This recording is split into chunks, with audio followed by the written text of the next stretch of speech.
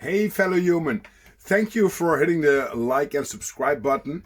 There's also a way you can listen to my podcast on Apple Music, Spotify, and all the platforms available. Disorganized Productions. You can find a link to all my websites and to the podcast at the show description. Yeah, that's basically it. So if you do not want to waste time looking at my videos, you can listen to the podcast on all these platforms. Thank you for hitting the like and subscribe, and have a beautiful day, beautiful morning, or a beautiful evening, wherever you are on this beautiful plain planet. I was listening to a lot of podcasts of you to get into the subject and stuff like that. Mhm. Man, there is some scary shit out there, man. Oh, it's very dark stuff, and I guess it takes a special person to even want to do what I'm doing, you know? Yeah, absolutely. You got to be very strong about who you are and Mhm. what you can do and what you can do, right? Yes, sir. Yeah, you have to be very grounded Mm. and be willing to stand by yourself in the field. And so some people might see it as being self-destructive, but hey, it's working, so thank God. That's all you need, right? Um, Absolutely, man. You gotta be true to yourself more than anything. yeah, absolutely. And grounding, I think, especially when you're working in the business that you work with, it's Mhm. very good to know what's up and what's below, right? And Yes, sir. that you see the light once in a while, especially when you dealing with all these dark forces that could really fed you up. Oh, absolutely. Yeah. Yeah. Whatever we're dealing with has a control mechanism. And I've experienced it myself where like I'll get too close. Like if I'm researching something very dark, I'll get too close to it and I'll feel it kind of make eye contact with me. And that's when I shut everything down. Yeah. And like I'll fly out to Rhode Island for a week or something. But yeah, I mean, whatever we're dealing with, it's extremely powerful. Mm, That's to say the least. That's kind of an understatement, to be honest with you. yeah, we're going to dig into some stuff today. I'm Let's very go. excited about that. I will introduce you, and then I'll give you the chance to introduce yourself, even Mhm. if I miss something, or if you want to correct me because I'm wrong because of my homework that I did about It's you. all good, brother. It's all good. We'll make it happen, man. Thank God we're pre-recording or recording, period. So yeah, it's no sweat. Yeah, exactly. All right, so ladies and gentlemen, dear fellow humans, today we have a very special guest. He fits in perfectly with Disorganized Productions because the things we're going to talk about are disorganized and scary, to be honest with you. This guest has is a great present for my birthday because today is my birthday. And we're going to talk about demons, the devil, paranormal activities, entities that will scare you, ghosts. So turn the lights down, light a candle if you dare. Today's guest is I'm struggling with the name. I'm sorry. Nathaniel Gillis. And Mhm. Nathaniel is a demonologist and ufologist. He's an author. His books are, he has two books, A Moment Called Man and The Skin That Crawls. At the age of 8, he has his first encounter with something paranormal that was under his bed. And it was a girl with a pale skin, black long hair, and later that being turned to be a shadow figure. Um, Nathaniel, thank you for joining us. Please welcome and Thank introduce you. yourself a little bit if I missed something in the introduction. No problem, sir. Thank you. First of all, happy birthday. Happy birthday, brother. You turned 30, so congrats. No, I'm kidding. But yeah, so for those who are not familiar with my research and who I am, my name is Nathaniel Gillis.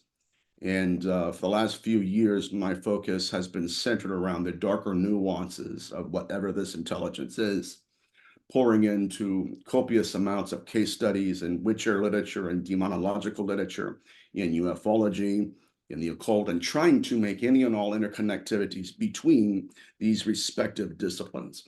And so when I approach the research, I don't approach it in the way that I believe that these are separate phenomena.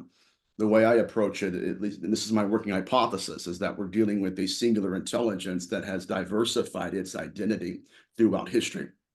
Hmm. And so essentially what I've been able to do is, instead of build walls, I've been building bridges between entire fields of research. So Wow. that's really what I do, and that's why I'm here. Hmm. And it's been like more than 20 years that you're in this field of, well, let's say the dark side, right? Mhm. That Yeah, you in one explore way it. or another. Absolutely. Yeah. Yeah. Yeah. So, I got a lot of questions for you because the first thing that came up when I listened to your podcast is something that screamed inside of me, just like, oh my God, The Mhm. Omen, Fallen, Mhm. Rosemary's Baby. These are just like horror-based movies, but you know what? If you listen to one podcast with Nathaniel, I'm sorry for struggling with the name. You just Can call me Nate. That's fine. Nate? Nate will Oh, work. thank you Yeah. very much. That's my So birthday gift to you, my oh, friend. thank you very much. Oh, I love that. That's a little bit dyslexion of me that's struggling always. But It's all um, good. once you listen to a podcast with Nate, um, there is a lot of proof outside there, and that he has encountered that are based on these movies. Am I right?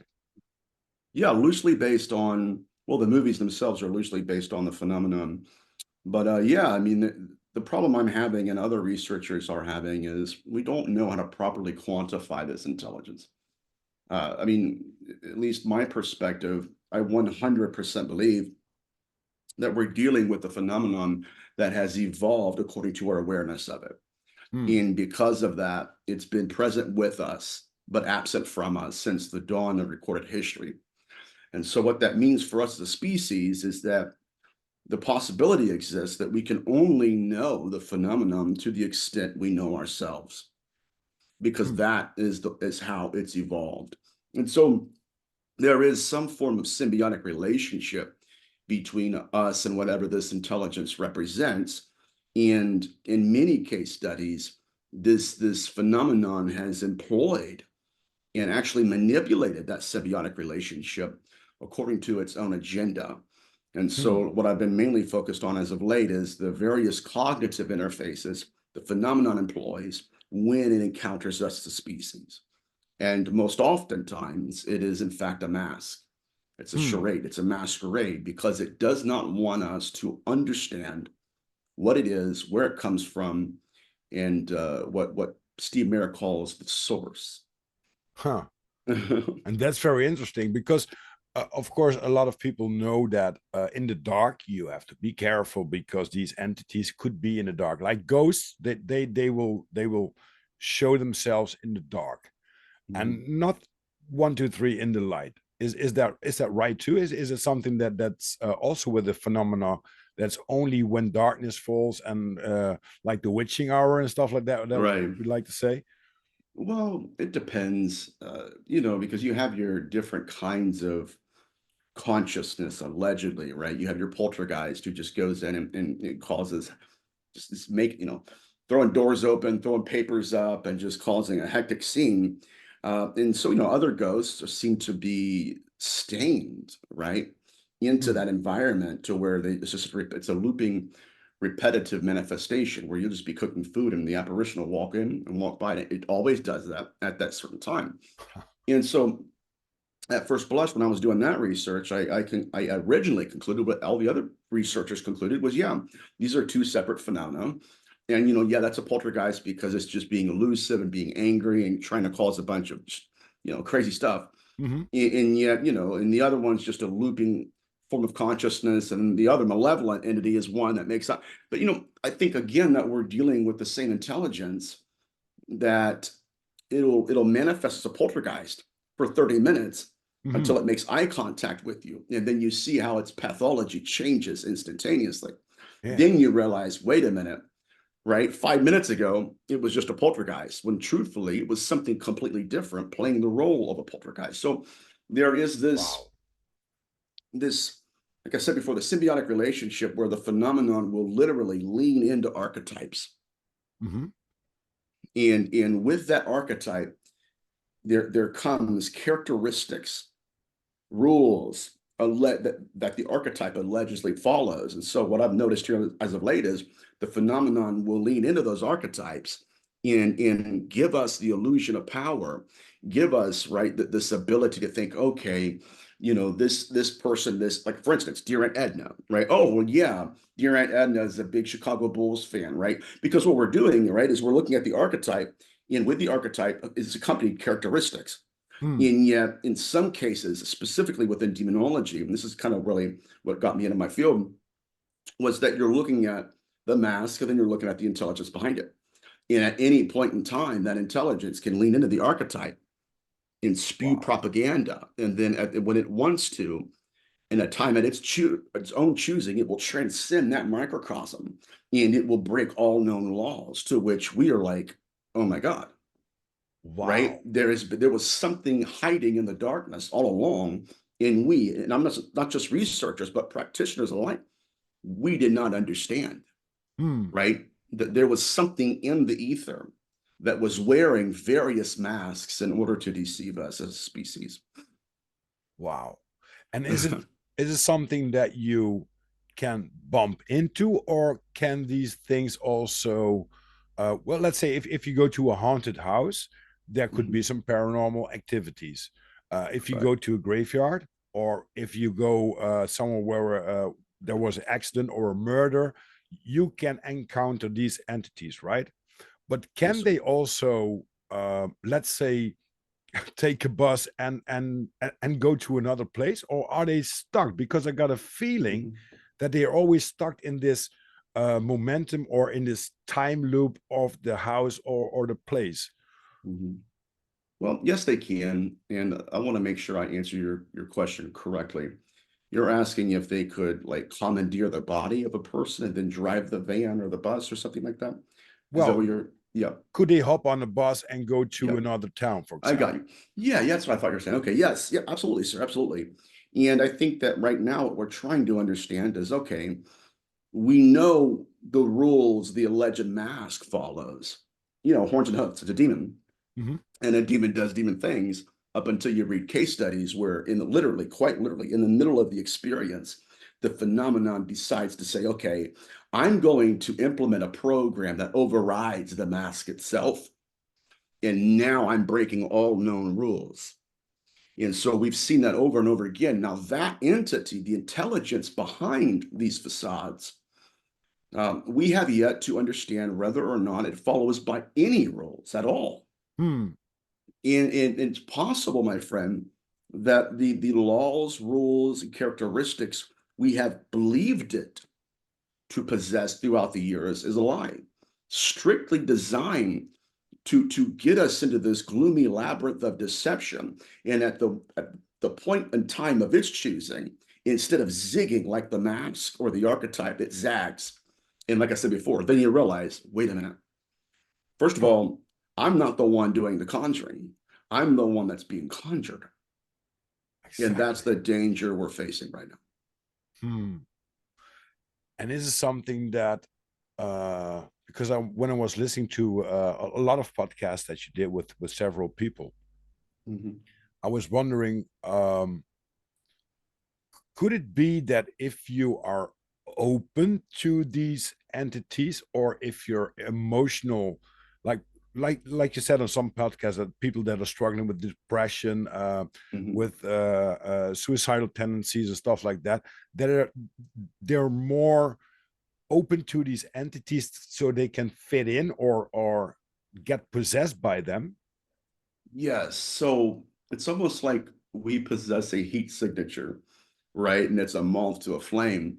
But some of these entities have been known, and I've had my own case studies where they've demonstrated this specific pathology, but they've been known to take a normal experiencer, a normal person who's never had trauma in their lives, ever, and then orchestrate a situation where something extremely traumatic happens to this experiencer.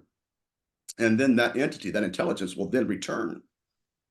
And Wow. then, yeah, and then it will start feeding off of the trauma that it created. I had a case study back in COVID years, and it was actually a family friend where her and her husband called me. They were in the middle of the parking garage at the ER. And they said, Nathaniel, that it's interesting because it's one thing to help people that you don't know. You know what I mean? I hate Yeah. to be like that, but it's like, okay, it's much more, it's difficult, and it really is difficult to help people you do know, because if something goes wrong, it's like, oh my God, right? We're gonna have to go to church together. You know what I mean? That kind of thing. Yeah. Anyways, long story short, they were telling me a story about how they were just in the ER. It was during COVID, so they weren't actually allowed to accompany their daughter into the hospital. But their daughter was suffering from gastrointestinal issues, like literally doubling over, vomiting. It's really, really bad, nasty stuff.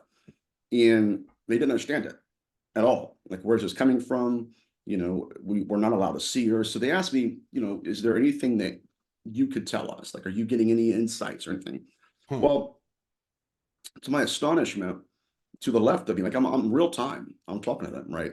In real time, and on the left side of me, and people aren't going to believe this because and I rarely talk about it, but just follow me. On the left side of me, there was this apparition that appeared, and I could see it. It wasn't like physical, right? But I could see it in my mind's eye. And he had a mustache. He smelled like, his name was Dan, and he smelled like cigarette smoke and BO. And Huh. I knew that Dan was a rapist. I don't know how, but all of a sudden, this entity begins to confess to me what happened to this young woman that's in the hospital and whose family I'm talking to. And when I'm describing this individual, the mother begins to bawl. She starts breaking down and bawling her eyes out. This happened to be, it's crazy. I don't understand it. Just because I experienced it, I do not understand. Doesn't mean I understand. Anyways, so I'm giving the details about what this guy looks like and everything. And the mother starts bawling and she says, Nathaniel, that's Dan. That's my ex-husband. That is so and so, the girl in the hospital. That's her biological father. And I said, all right. I said, well, what he is telling me is that there was an entity that assaulted her and created this, again, symbiotic relationship by virtue of trauma, Huh. in that it orchestrated an event in her life about 2 or 3 years ago. And now it's coming back and visiting her in her dreams and feeding off of the fear it had created. And so I said, it's wild. I said, I've never been in your house, but I'm in there right now. I said, I could tell your carpet. I said, I'm actually looking at a rocking chair, and then there's a fireplace, and then there's a couch. Weird. I don't understand it.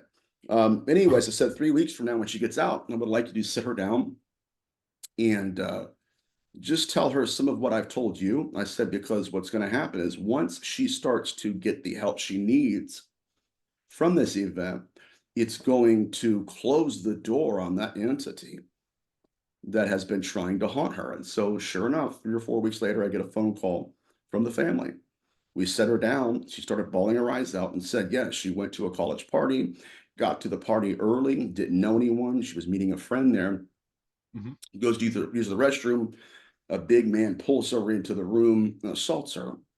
And then she tells her mother, she goes, Mom, she goes, what I don't understand is the clone, the masculinity, the persona of the man that assaulted me. It's exactly like the entity that's manifesting to me in my dreams. Wow. So yeah, once we closed that door and she started getting help for her PTSD, that entity, it's almost like starving it, right? Because it no longer has that source to feed upon.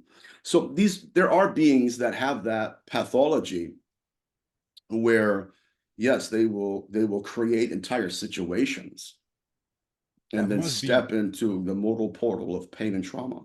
that must be very intelligent consciousness then. Oh my I mean, God. if you can Yeah. shape shift like that and uh dealing with emotions and sucking out that what you want, be manipulative, and as you described in several podcasts, because I Mhm. haven't read your books yet, but I'm going to get Mhm. them 100%, because I'm very fascinated by the subject. But these entities could be thousands of years old or hundreds of Right. years old, and they still around. It's not Correct. something like, okay, there's a new thing coming. They already they keep on living from the Correct. dead or from the living. That's the question, of course. They feed Yes. themselves by the living.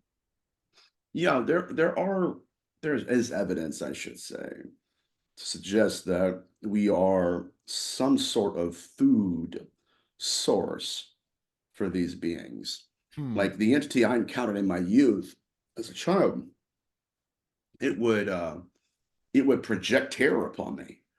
And so I'm an 8-year-old kid hiding underneath my covers and crying like I'm shaking in fear. And then I could feel something slowly taking energy from me. And so it gets very deep very quickly. And it's really taught on. I've heard maybe one other person that is not me teach on this specific understanding and tradition, but I created a coping mechanism. You know, as an 8, 9-year-old kid, I think it was like between the ages of 8 and like 15, Mm-hmm. I was going to school with it. I mean, my friend, I was going to sleepovers and waking up in the middle of the night. Like I was like 9 years old, right? So at that point we were all kids, and so my best friend was sleeping with his mother in her bed. Mm-hmm. I'm in my best friend's bed, and I promise you, I'm literally hearing something walk up the steps. I could hear the floorboards creaking, and I'm looking at the only other people up in the building right across the hallway. So it followed me. But what I realized, and it's interesting to me because I just a lot of this stuff fascinates me, but this entity would project terror upon me as a child. And it was almost like if I agreed with the fear, Mm-hmm. and it's one thing to feel it, right? If I Yeah. agreed with it, then it had more power. I was giving it more consent, and then it began to create more of a symbiotic relationship with me.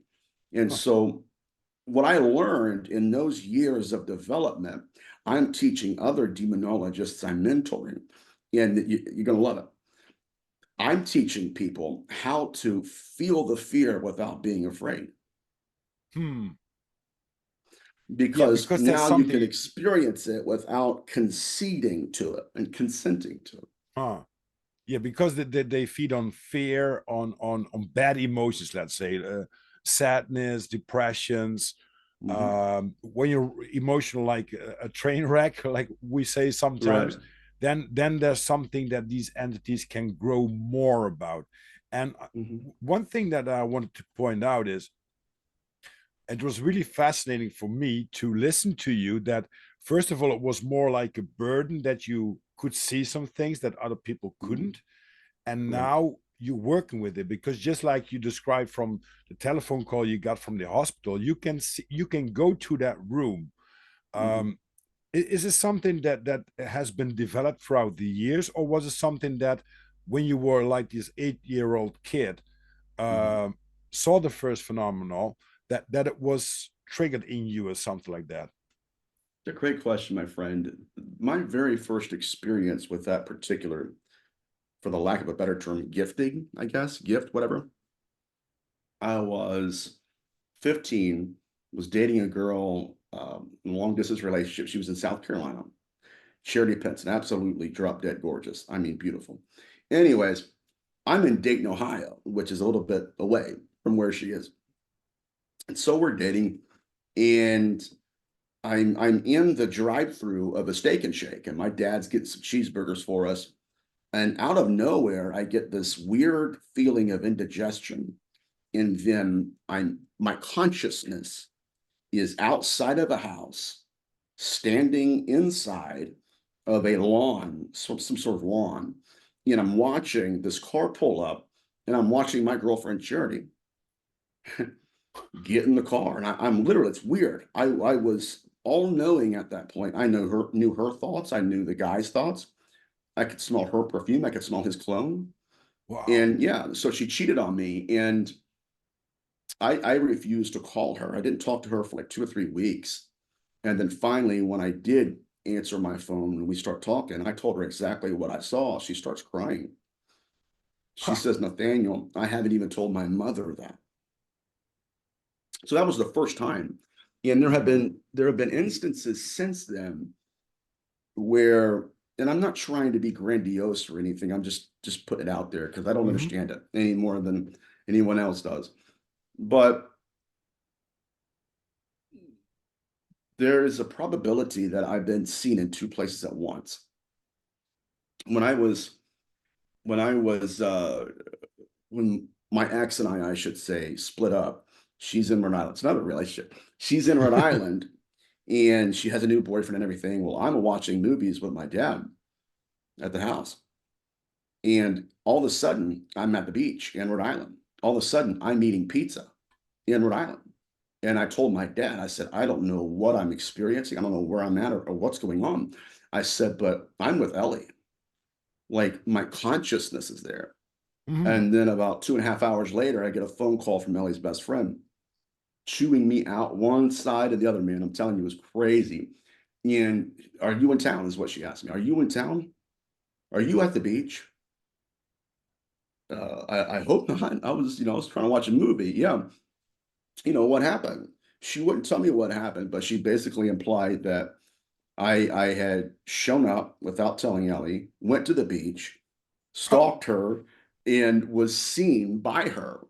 And I'm like, no, I even told my dad, I said, do you remember me saying that? He goes, yeah. So it's weird. I don't understand it. But it Wow. happens. It happens sometimes. But it's just like if you're waking up in a dream, or when you realize that you had a dream which is so Mhm. vivid and so clear with the smell and with the things that you hear and stuff like that, but somehow Mhm. you can project yourself to the room that's happening, where something happened, or just go to Yeah. basically traveling around the world, just like astral traveling. Is it could it be like something like that? Yeah. Yeah. I don't really have the vocabulary I need for this. But a few years back, I went into a trance. It was like 2 in the morning, a trance. And I remember a portion of it. I remember dialing the phone number, but I called a guy named Jason. And I had not talked to Jason in probably a decade. You know what I mean? It's kind of like one of those guys where you know of him, but you guys aren't buddies. Well, Hmm. anyways, I call him, and his testimony, his account was, I began to describe his office that he was sitting in at his desk when I called him. And I said, right now, I said, I'm looking behind your door, and there is a staff. And the staff itself is twisted at the top, and it has a scripture carved into the wood on the sides, right? And it was from the book of Psalms. And I said, is that there right now? And Jason's like, no, you're crazy. Uh-huh. You're an idiot. Like it's too late at night to call me. What are What you did you doing? add? Yeah. Edibles? Yeah. Right. Yeah. Some gummies. And years later, he never told me this, but he went out to dinner with my father. And Jason's like, you know what happened to me the other day? My dad's like, no. He goes, I was in my office reading. And he said, I came across something very profound in my research. And I started crying. And as soon as I did, he said, I looked behind my office door. And there was the staff that your son Nathaniel told me about. Now, watch this. When I had called Jason and told him that, the staff itself was not even in existence. What actually happened was Whoa. Jason went to a church kind of organization shindig. They're playing volleyball, all that stuff, a cookout, and he won the cornhole tournament. This is like years after I told him that. And when he won the cornhole tournament, the guy in charge of the camp was like, hey, Jason, we have a prize for you. One of our church members is a woodworker. And last week, hand to God, I'll show you a picture of it. And yeah, he said, for some reason, I just felt compelled to create this staff. And so he gave it to Jason. I'm pretty sure I have it But somewhere. it's fascinating. It's Um, like traveling in time, seeing things, but just like mhm, these beings that are somewhere stuck or just show themselves right. on several occasions, on several times. which is really fascinating. So, of course, people are talking about several dimensions, and we can see not Mhm. that much of a spectrum. Mhm. Dogs and cats and animals could see, and of course, like sidekicks, they can see a little bit more or feel things and stuff like that. But as you that as you describe this, it's like you're you're you're pointing it out, you see it, and Mhm. what really fascinates me is because it's after a few years that it shows up. Mhm. That's something like, oh wow, how, you know? Right, right. It wasn't the thought. If we're talking specifically about the staff, the man that made that staff did not even have the thought Exactly. until years later. And so, yeah, Huh. through time, yeah, it's this crazy stuff. I mean, I've done, yeah, I mean, so sometimes that gifting does operate, and I've been able to help a lot of people with it. When I was working at an engine factory, Honda engine factory, and I was starting to get into my field that I'm in now, and kind of getting not popular, but known Hmm. by the community for what I do. One of the workers at this plant got my phone number from a good friend of mine who also worked with us. He calls me at midnight, and I'm on the phone with him, and he says, Nathaniel, he said, I need some help with my daughter. He said, I think that there is some kind of attachment or entity that's after her. And I said, who is Emma? And he said, that's my daughter. I said, all right. Now, by the time I uttered the words Emma, I was already in a vision. And I said, right now, I am retracing the steps of this entity. I'm telling people won't believe it, and that's fine. It doesn't Mm. make it less true, right? Exactly. Not to be a chump about it, but people, It's a a lot of great people, story well, to I don't tell on the believe. podcast. Yeah, people are like, I don't believe it. I'm like, oh my God, you don't believe it, therefore, no, it happens regardless. People believe it, anyways. So I'm talking to this gentleman, and I said, well, right now I'm retracing the steps of this entity that's haunting your daughter. And I said, now I am in her birth mother's house when her birth mother was 15. I said, I am in the corner of the room when her stepfather was walking in. I said, I'm watching him pull his leather belt off. And Oh, I said, I'm looking as the mother opens the door, looks in, and shuts the door, allowing that to take place. And I said, wow. this is a familial attachment that's trying to groom her, just Huh. like that entity did through the stepfather. And so I mean, half the battle is understanding what exactly is going on. You know what Mm. I mean? Because once you can see through the veil, I shouldn't say it's pretty easy, but it's easier Yeah, to yeah. take it out head on. But I think you also need some stuff like that to deal with the situations that you get in, right? Right. Because Absolutely. it makes you more logic for you. What kind of entity am I dealing with? What's the time perspective? You were telling it also Mhm. in podcast.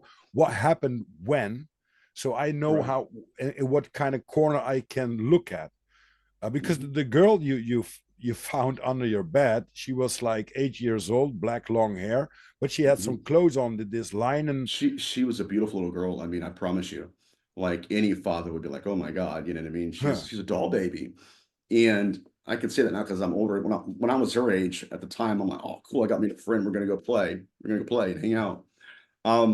But yeah, that entity was appealing to my kind nature and appealing to the. Now, this is gonna be wild, and it's gonna get deep very quickly, but this is indicative of the phenomenon and how it masks itself.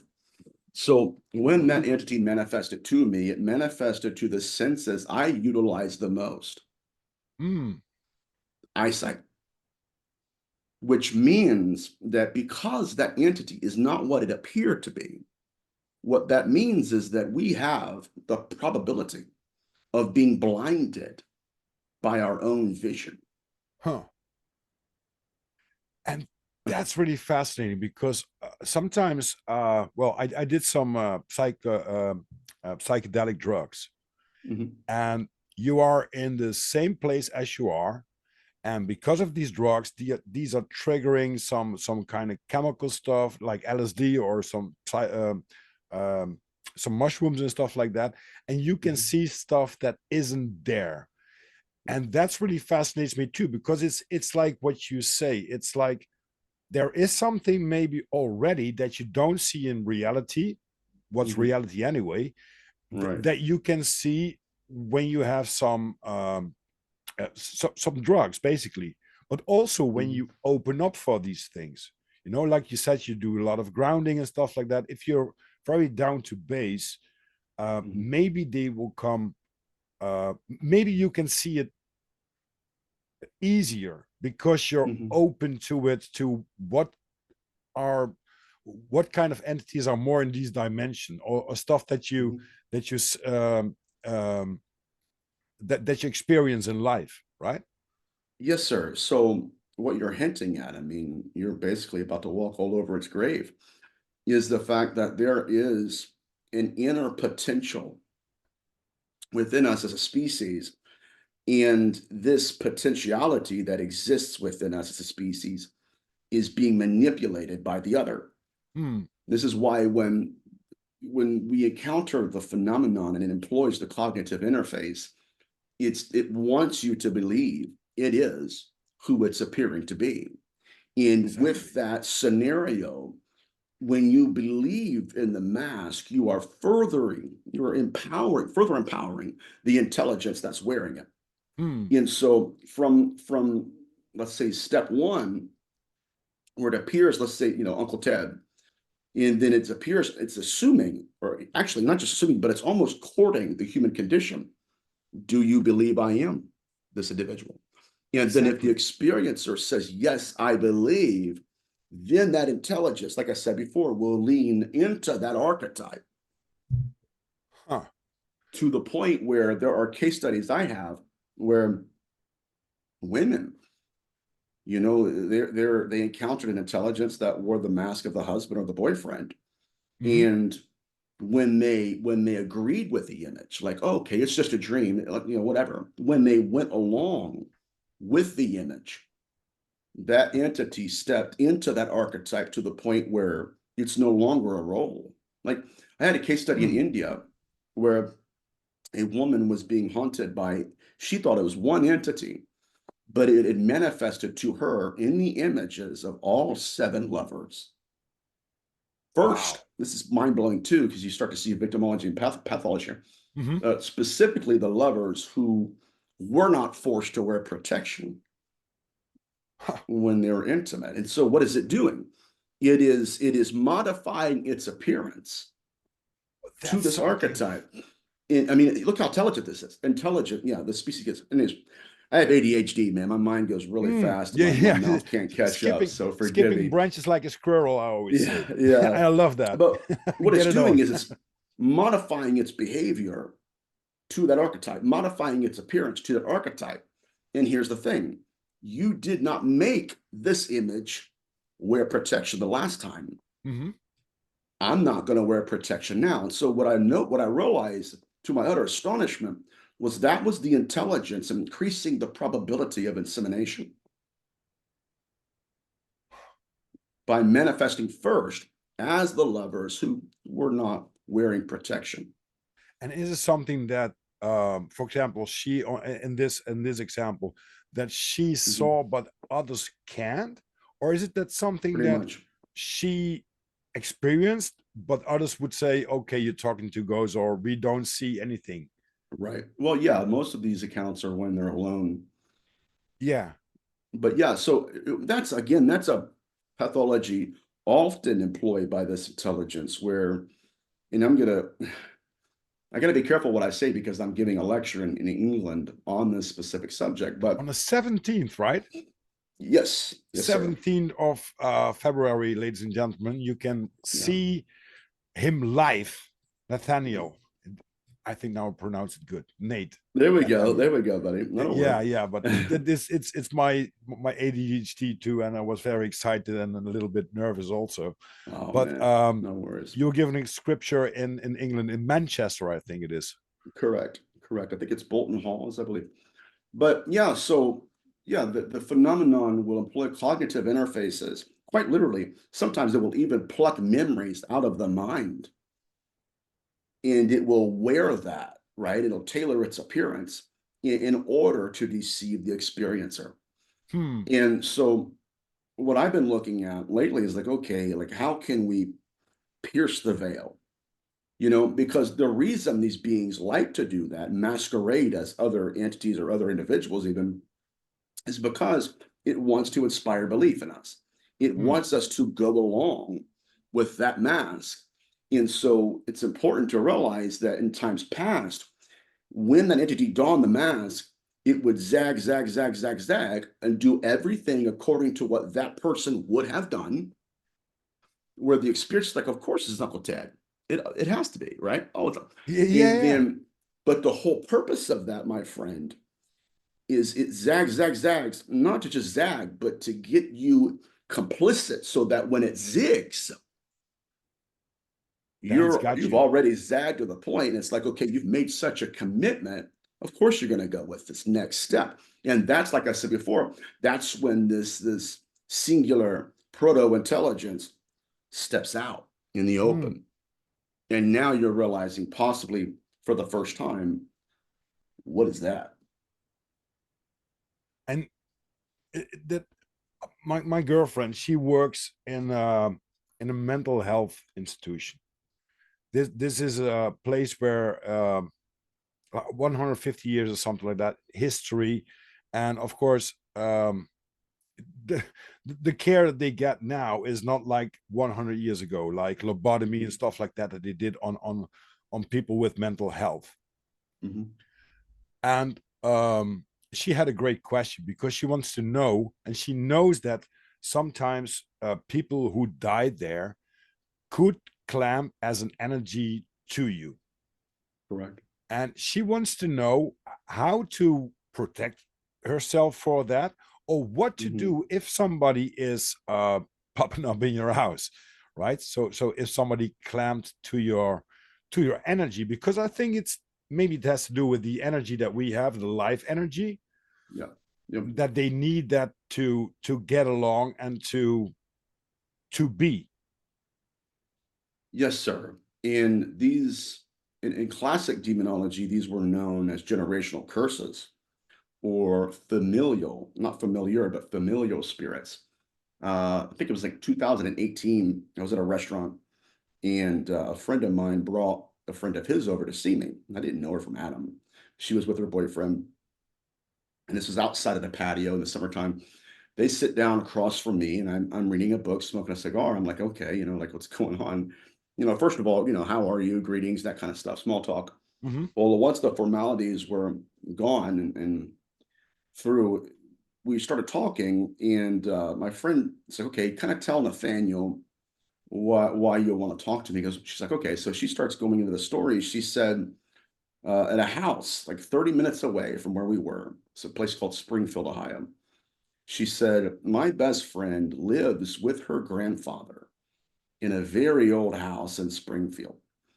And she said that about a week, about not a week, about 2 days ago, she said, my best friend's grandfather ran out of the house and into the lawn screaming that there was something chasing him out of the house.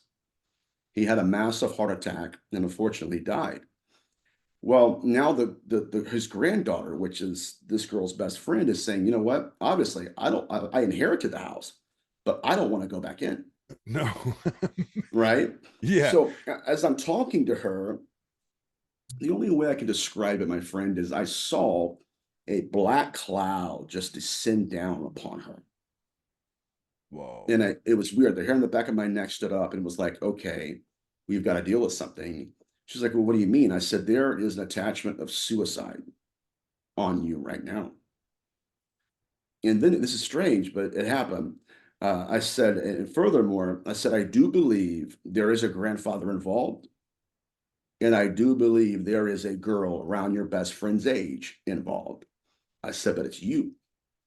And I said, this spirit of suicide is familial. It has stalked your bloodline.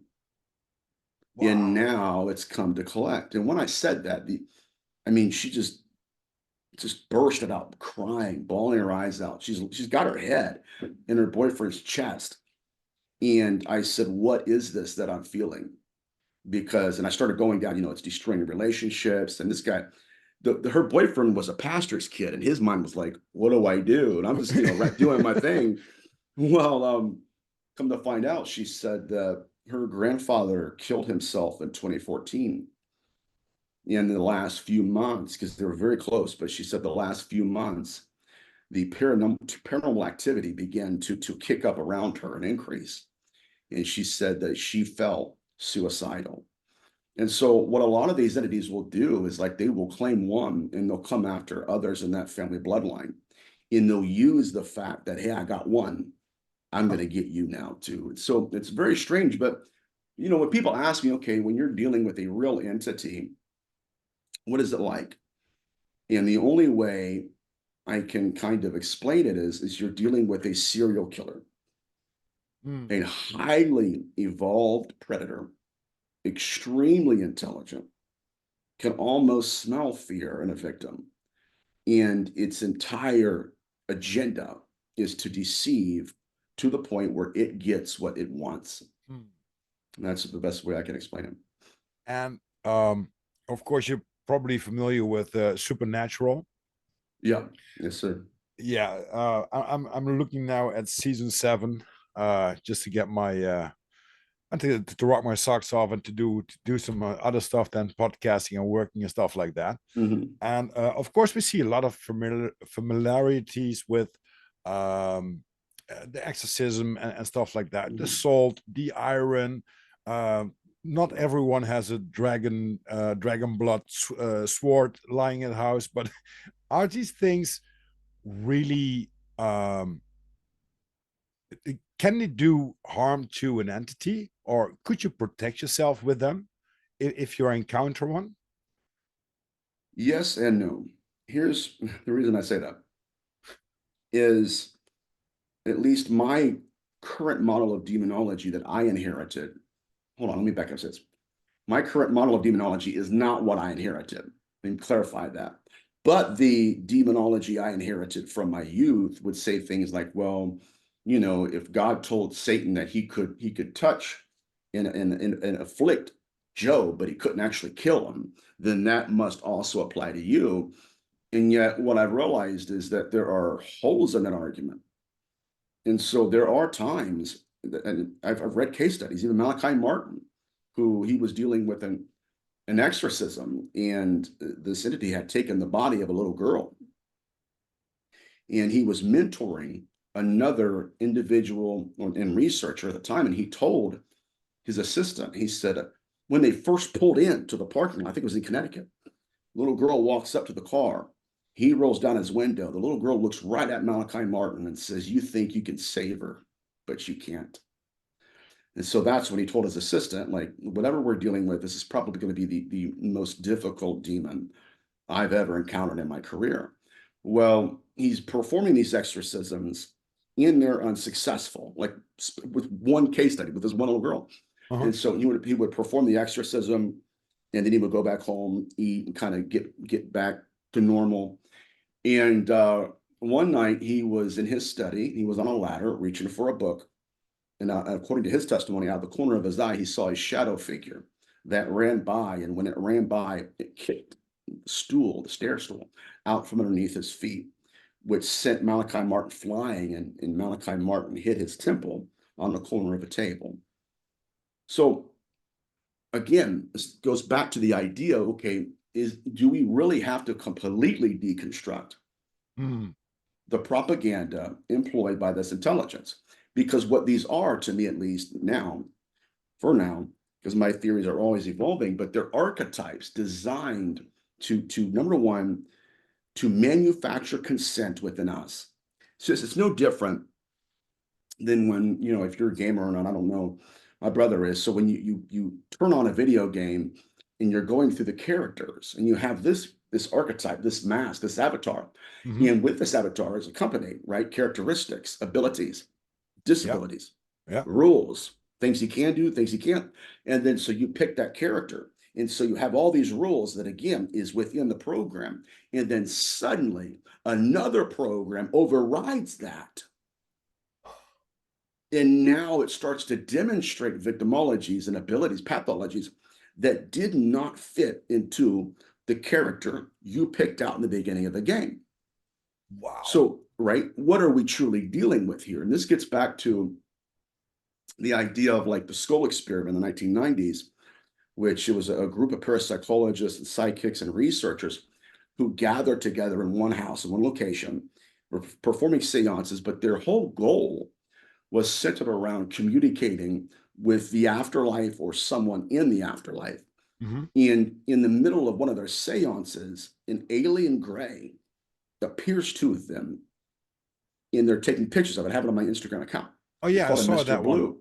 Alistair Right. Crowley did Yep. the first one, and it Absolutely. was the same entity, right?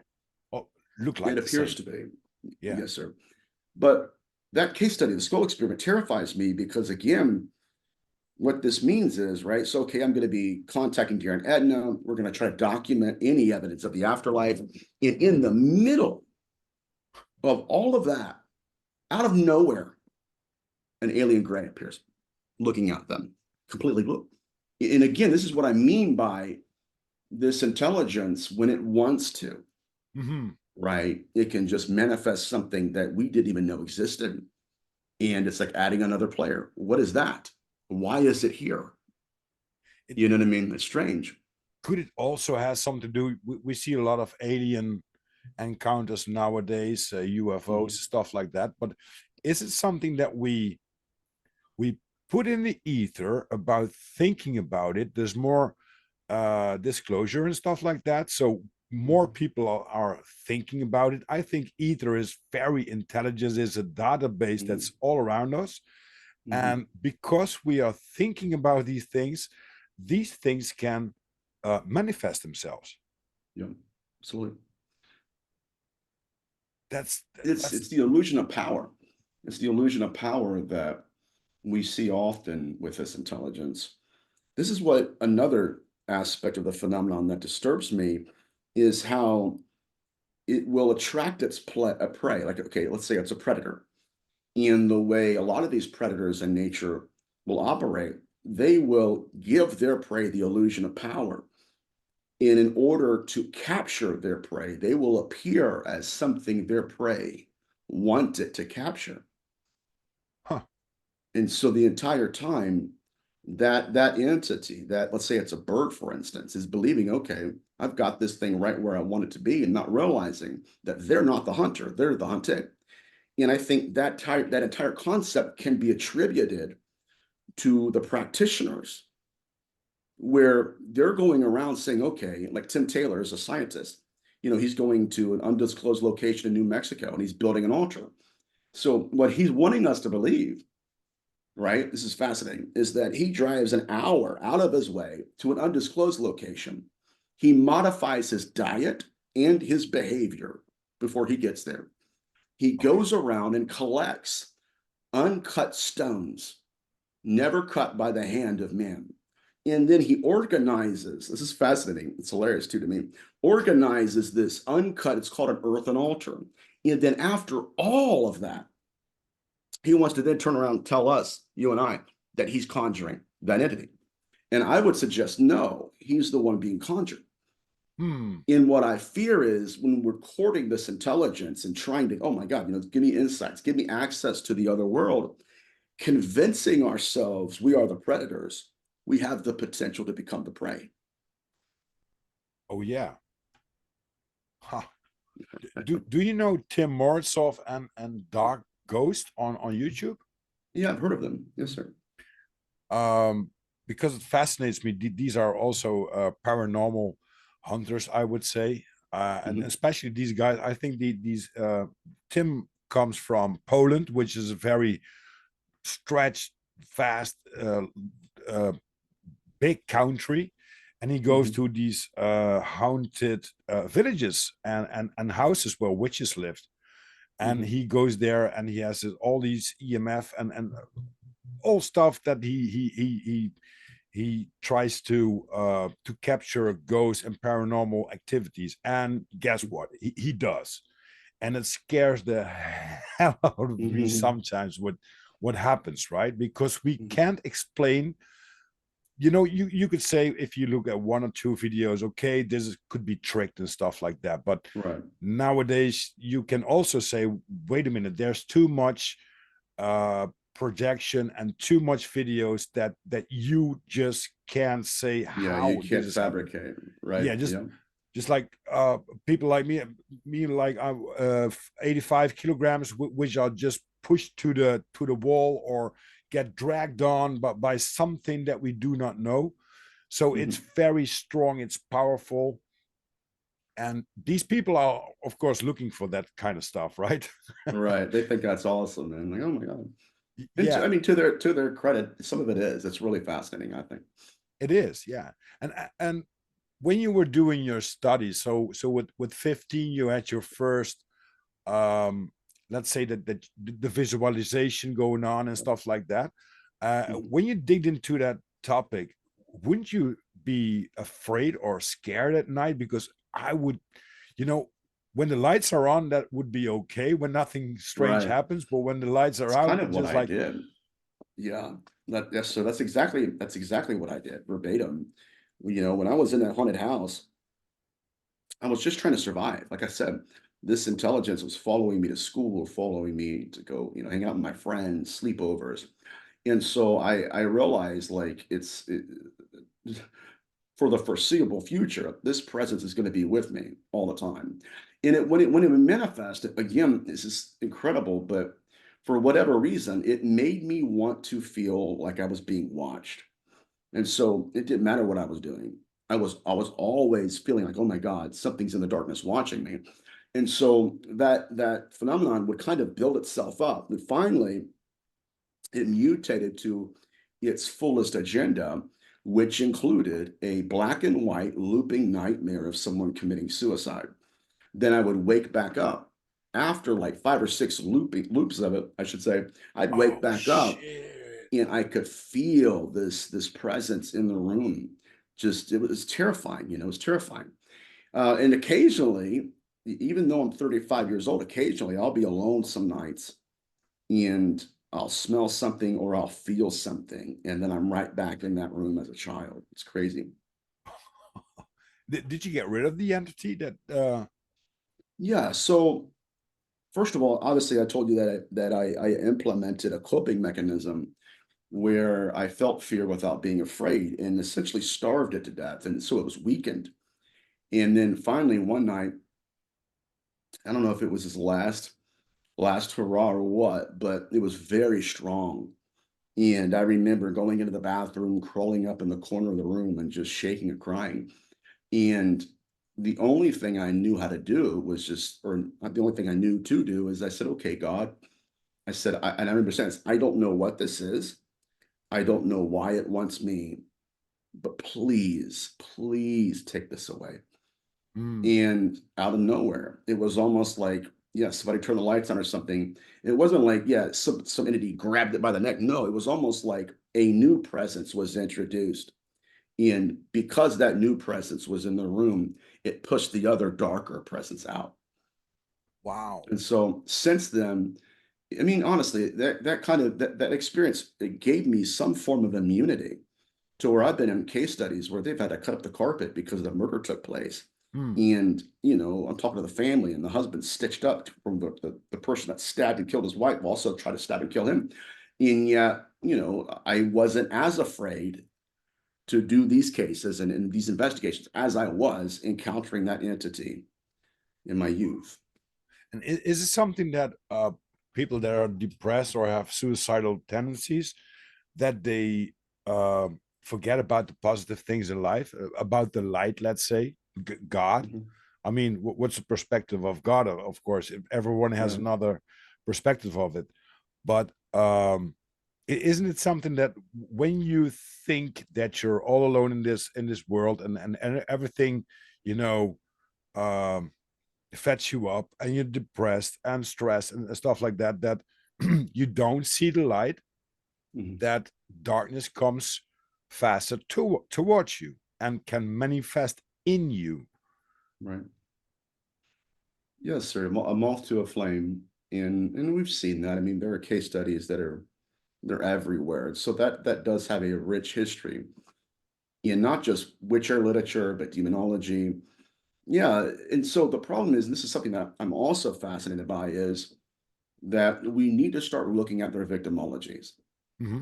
Like in incubi cases, succubi cases in antiquity and in the Middle Ages, we demonologists, when we first got on the scene, or not me, but like Father Sinister Avamino and Montague Summers, they hypothesized that this intelligence were sourcing secretions from humans, but sourcing them based on the vitality of the man and the fertility of the woman. And yet, eyewitnesses said that they were looking in graveyards in where freshly dug graves were present. Inside those graves were recently hanged men. And yet there were lights hovering over those fresh graves. Now, in my research, I connected that to the actual handwritten grimoires given and produced by these practitioners who said, no, we're not sourcing our secretions based upon the vitality of the man or the fertility of the woman. We're sourcing them based upon the efficacy and how they can be used within the context of ritual magic. Now, if you take that and you take that blueprint and you look at what's called scatology, which is again the harvesting of secretions and excretions, it's virtually identical to what we're witnessing being taken from experiencers in the UFO abduction phenomenon. Now, mine, I suggest that because we, in times past, we never linked these two fields together, might I suggest that whatever this intelligence is also sourcing their secretions for the same purposes, not just the vitality of the man, not just the fertility of the woman, but based upon the efficacy of these secretions when used in ritual magic.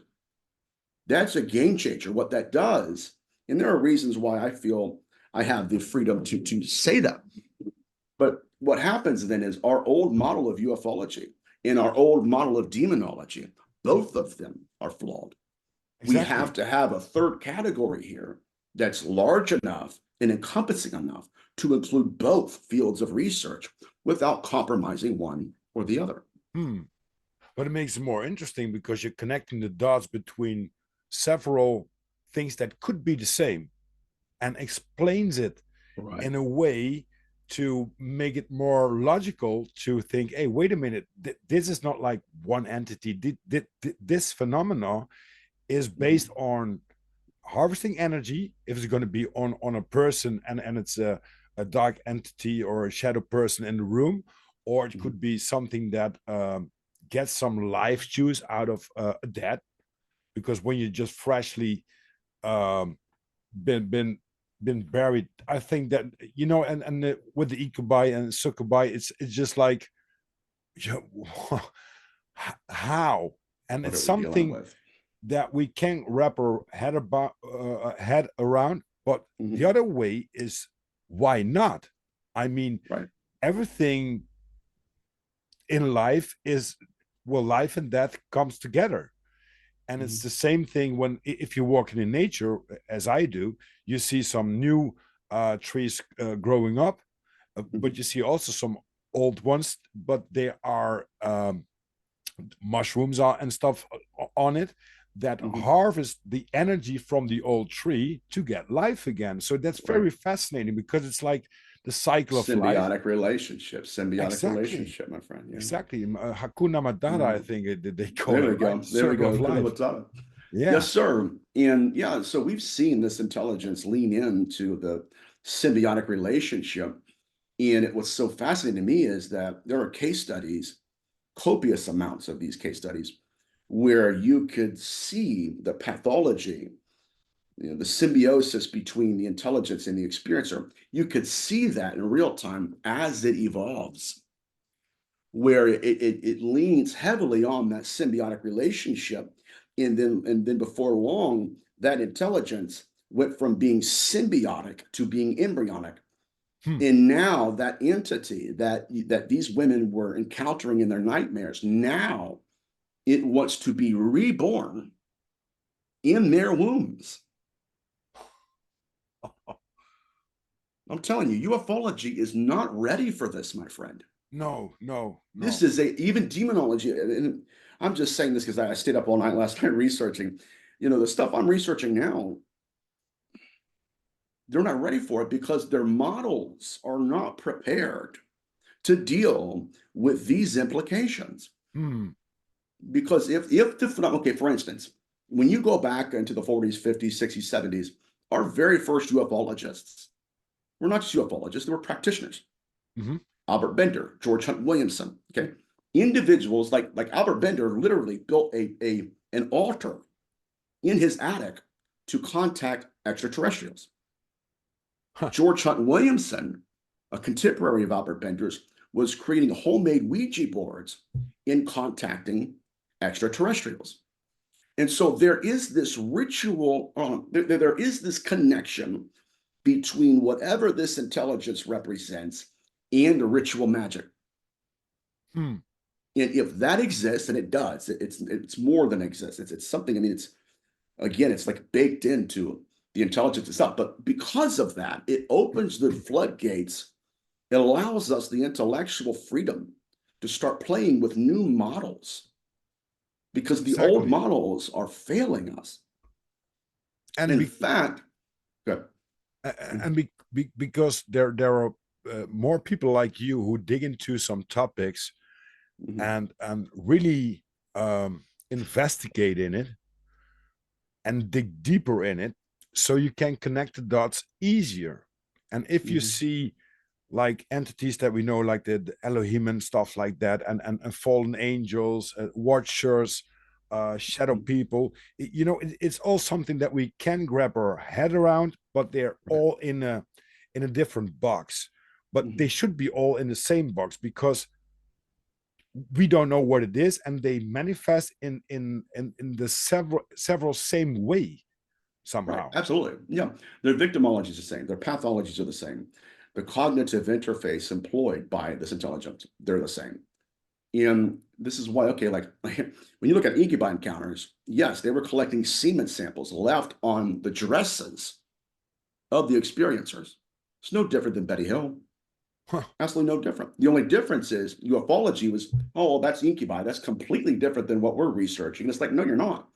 In a major way, my friend, it's almost like this phenomenon has co-authored these lies, Hmm. allowed us, inspired us to believe, number one, that these are separate entities, separate intelligences, in that they're not a proto singular intelligence. Now, what kind of an entity is willing to diversify and denominate its own identity in the eyes of others? It's because it does not want us to understand what's going on. Here's why. Because if we take the experiencers of incubi, and we take experiences from UFO abduction, sit them down and compare material evidence, Mm-hmm. no different. No different. That's fascinating. That's very fascinating. And because of that, my friend, if we look at the scatology in witch air literature, scatology, the sourcing of secretions in demonological texts, if we look at those case studies and compare them to the UFO abduction phenomenon, then we have to ask ourselves, is that model of sourcing secretions flawed? We, again, ufologists fell into the trap of what ancient or old demonologists did. Well, yeah, okay, yeah, it's the vitality of the man and the fertility of the woman. What if sourcing of secretions was for ritual magic and how well they would work? Hmm. That would mean that the victimology's changed. Mm-hmm. All of it's changed. And I think that in order for us to evolve alongside of this phenomenon, we have to think outside of the coffins it wants to place us in. Hmm. And it's fascinating that if you look at modern times, Mhm, we hear a lot about child trafficking, about sacrificing and stuff like that. What mhm. if that is something that's been harvest by the occult since the beginning of dawn. We don't know. I mean, Absolutely. there's light and darkness, of course. Um, that's fascinating too, because maybe we can see nowadays that um, that, that we see that we lift up the veil about what they're doing and Mhm. they what they're preaching and why there's bad stuff happening in the world. Right. Um, very fascinating to think about it. It's deep stuff, my friend. It's deep stuff. That's Because really deep stuff, but I like the deep stuff somehow. me too, buddy. Me too. The models that we've been using for the last 50 to 100 years, they no longer work. And there is a reason why even even individuals like Tim Taylor, he's a scientist. He's Hmm. literally building altars to contact this intelligence. Now, what this means for us as a species is it's possible our timeline is flawed as well, right? Yeah, Because altars did not originate in modernity. Altars were built in antiquity first. And if the altar is what they're using to contact the other, then can I suggest that disclosure will not happen in the future because disclosure already happened in the past? And that is when the first altars were built? exactly. Because when I'm thinking about before Christianity, like Right. uh, Mesopotamia, there were well, Christian called them pagans, but these were people that um, didn't have a belief system that was just okay. God tells me what to do, but they said, Hmm. okay, now I want like fertility and stuff like that, and they prayed for the God for Hmm. fertility. And when they uh, got a child, the women get pregnant and she bear a child, then they made an altar for that Hmm. God. And Right. so that makes perfectly sense in what you say, because it's something that it's not like oh wow, it's happened just like the last decades Hmm. of stuff like that. It's like the beginning of human beings depends on what skill that you in and Hmm. what belief system that you believe. And of course, getting back to the beginning of the podcast, when you want to visualize something and you want to believe in something like an entity, Hmm. or if it's going to be Yahweh, or it's going to be Buddha, or it's going to be a soccer someone from a soccer team or something like that, Hmm. um, when these entities have the same consciousness as us but have more features to Right. project that to us, Hmm. that's like oh, that's godlike, right? Well, yeah, let's look at some of their capabilities real quick. Dr. Carla Turner had a case study, and she was an abductionist, and she was working with a lady. And this lady told her that years ago, she was at a cookout at her house, like 4th of July or Memorial Day or something like that. And she has family and friends over. They're outside cooking it up, living it up, and and all of them looked across the street, and she said, over one of the houses of the neighbor, like the neighbor that owned the house, this UFO was hovering over. It was actually with them. They're looking at this UFO as it's hovering over a house across the street. And she says, Dr. Turner, I vividly remember pulling out binoculars and giving him, going down the line, give it to my neighbor. And they're all looking through binoculars at this UFO. She said, I remember doing it myself. She said, matter of fact, I can remember going inside, and she said, I had just ordered a brand new telescope. And she said, I remember opening the box and pulling the telescope out. And we're all looking through the telescope at this UFO. Mhm. She said, but the next day she woke up and realized there's something wrong. She said, because I don't own binoculars. She said, and when I went into the basement and found my telescope, it was still in its original packaging where the tape itself was undisturbed. So literally the phenomenon just implanted an entire memory that she's Wow. basing her life on. And the memory itself was fraudulent. Oh, that's fascinating. It brings me back to maybe it's a favorite subject, but if you're dealing with addiction, if you're Mhm. dealing with, um, people that drink, they gonna have sometimes once or maybe twice in their lives, or multiple times, they have that night, just like, oh, I don't know what I did, right? Right. So Blacked out. they blacked out, yeah. But you can black out and really black out, like the drunk dead bodies that you can gonna see Hmm. with Mardi Gras and stuff like that.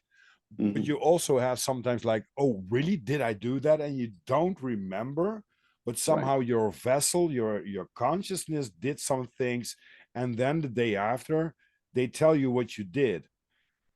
And that's fascinating too, because sometimes you don't know it, and sometimes you, just like you just said, Right. you could remember something, but is it real?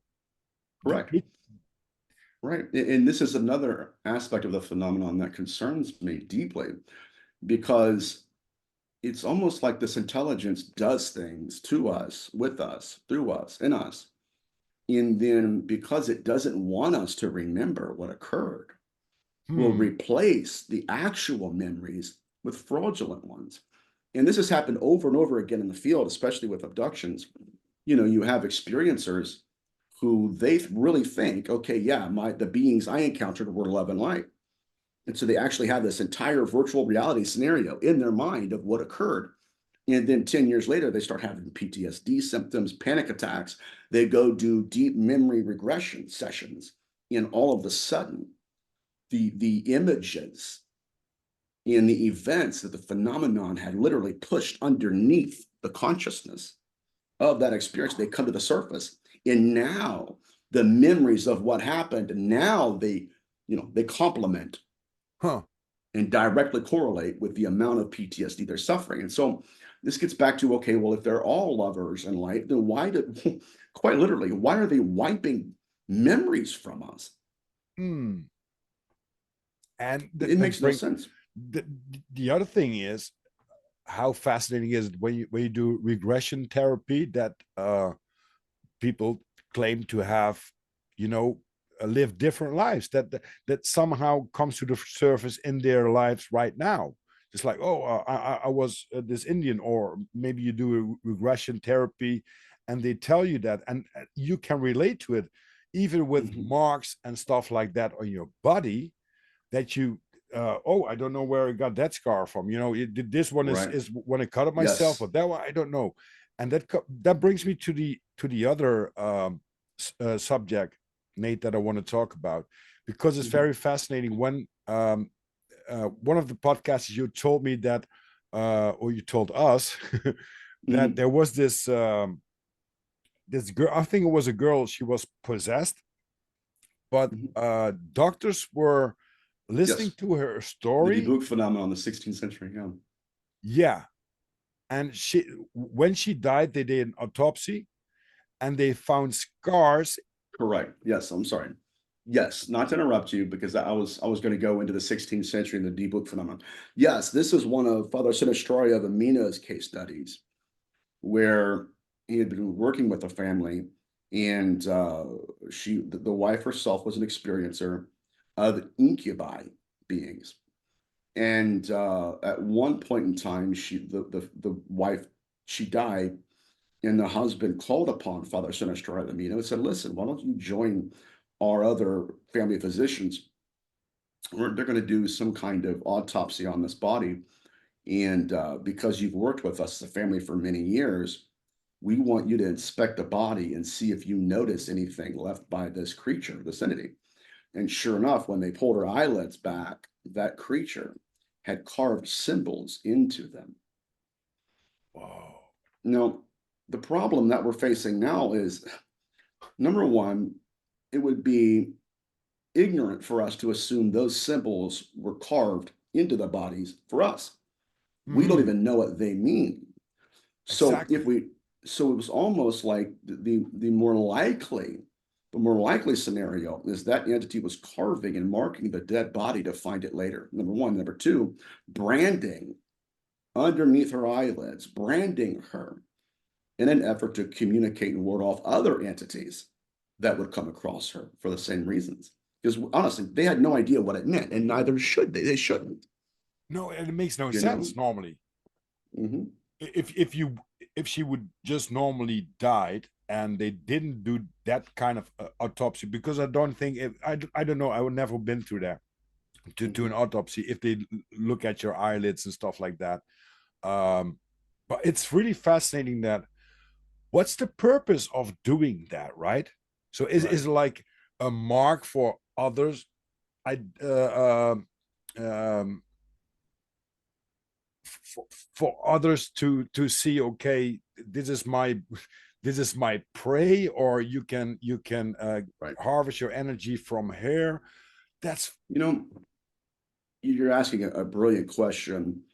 And one thing that captured my attention was if the entity did carve, I mean, this all has connections to the occult and ritual Mhm. magic. But anyways, if the entity did carve the symbols underneath her eyelids, then every night when that woman went to sleep, she's looking at the symbols that belong to the entity that was haunting her. So this again, this gets back into their pathologies.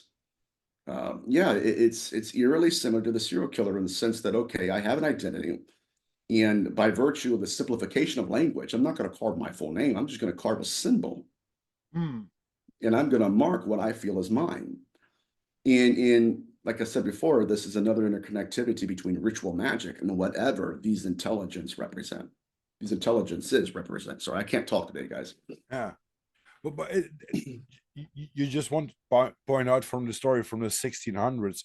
Was it Mhm, that man that was found with several carvings in his chest? mhm. Yes, that was the remote viewer whose family I have been and am working with.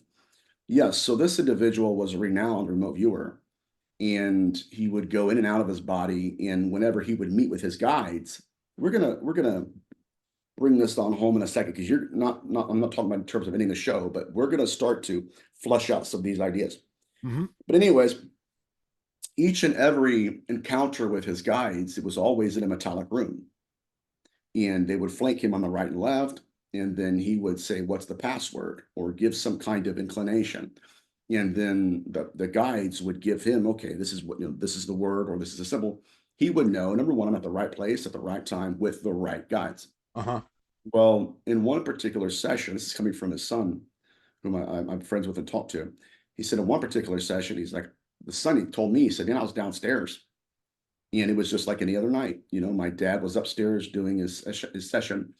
And next thing you know is his father stumbling down the stairway. He's inconsolable. He's bawling his eyes out and he's clutching his chest. And he had a massive heart attack. And he said, as we're wheeling him in to the hospital, we're pulling his shirt off and everything. And he said, as we're pulling his shirt off from underneath the skin, subdermally, be started moving to the surface. There were religious amulets, three of them. One was the Jewish Star of David, the other one was the cross, and the last one was an arching Egyptian hieroglyph. They Whoa. started from underneath the skin and moved themselves to the surface. This is what I mean when I say that they're playing by different rules because they're playing a different game. Yeah. Those amulets will never be used together by anybody in demonology because Exactly. we were let right because we believe that's antithetical. That doesn't even make sense. Why would you do that? And No, yet it's they three are different things, right? correct. Are Again, they? they're playing by different rules. And in order to play by those rules, they have to keep us in the darkness as to what's truly going on. Hmm. And that oh, this is so fascinating, Nate. This is really fascinating. I love that because there are so many things popping up in my head, and I hope I will ask all the questions that I wanted to ask. Oh Mhm, man, oh man, because that brings us also to religion, right? Because a lot of religions are based on the same thing. It doesn't matter if you're in mhm, China, in India, in America, Catholic or whatever. They all have the same red line. But that mhm, comes also with the sightings of these entities. If you go to Mexico and you see something, or in India or in China, they mhm. describe all the same stuff. But to Correct. connect them together, Right. that makes sense, because then you can Absolutely. say, just like if you're looking at religion, oh wait a minute, this is the red thread that goes through it. Mhm. So this could be factual. And if you do Right. that the same with what you're doing right now, just like, okay, if we're not going to put them as a separate case, but we're going to lay them together and see Hmm. what familiarities they have, then Absolutely. it Yes, makes sir. sense. That's good Then you, research. then you can see from what kind of culture, what kind of scriptures that they have, Hmm. what relates to the subject, right? Yes, sir. And if I may touch on this, because I was going to, when I was talking about the guides, what what some of us in the field are discovering within the context of experiencers and experiences is that there are people within the New Age movement who have guides. And so they'll lean on the guides for information, like for 25 plus years, Hmm. right? And then suddenly, when the UFO abductions take place for the first time in their lives, they'll go back to those guides, and those guides will either be completely absent, unable Uh-huh. to find them, or they'll be eerily silent in these events. Might I suggest that if we are dealing with an intelligence that has denominated and diversified its identity, we we have the ability and the possibility, this is fascinating, it's disturbing, but we have the probability even of thinking that the guides are a separate intelligence entirely than the intelligence that's abducting. And so what's happening is this is incredible. What's happening is the intelligence abducts them. And it's like this, it's like, okay, yeah, Dennis Rader kidnapped me. And so, literally, what's happening is in order to understand what Dennis Rader's doing, they're going to go to a separate person altogether, and they land over, and now they're consulting with the BTK killer. You see, you got it, you got it. Yeah. Not realizing, man, that this the singular intelligence is in charge and leaning, like I said, into the archetypes of both. And what Wow. happened was this essentially is when they went to one program, which was the guides, they did not realize that there is another program that superseded that one. And that is where the intelligence is evolving. And so, what we cannot do is question, oh my God, I cannot believe what Dennis Rader did, and then go right back to the BTK killer No, to no. get understanding. Because what happens then is now that intelligence realizing, okay, now it starts to manage the experiencer's perception of it. Hmm. And what's fascinating also is that we think as a human, we are a very intelligent species. Mhm. A lot of people think about a creator, call it God, whatever perspective you have of a God.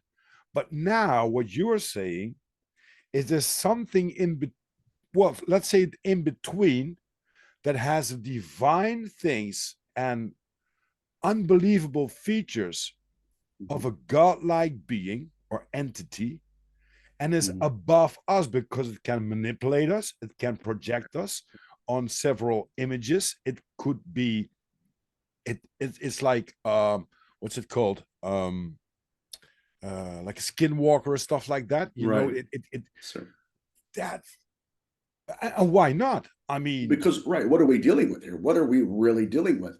And this hmm. is why I believe wholeheartedly that it is targeting a portion of our existence that we ourselves are ignorant of, number one, and that it's keeping us ignorant of, number two, And right? it's been Again, documented for thousands of years that these kinds of things, you know, like from above, like above, like below. mhm, I mean, everything has duality, so why not? right, right. And It's not a dichotomy here. It's a duality. yeah, exactly. Because everything has a duality. So why not, you know, something that's spiritual, more spiritual Mhm, with the consciousness? And we think we're conscious, but are we? You know, is there right. what we have now? What we uh, where we're in right now? Is this the reality, or is the reality when I close my eyes and I go, you know, dreaming? Right. Which would, if we go down that road, now we have to ask ourselves if if these entities are manifesting to the practitioner, or if they're manifesting through the practitioner. Huh. Are they the see again, if we're looking at the entire scenario of them giving us the illusion of power and saying, okay, yeah, and I built this entire altar, and yet I'm convincing myself I'm the one conjuring you, not realizing that it just wanted an altar and you built it. Huh. You see the intelligence behind it's like, oh my God, it's so present. And in many ways, it is courting the human condition. Huh. It, I just had a thought.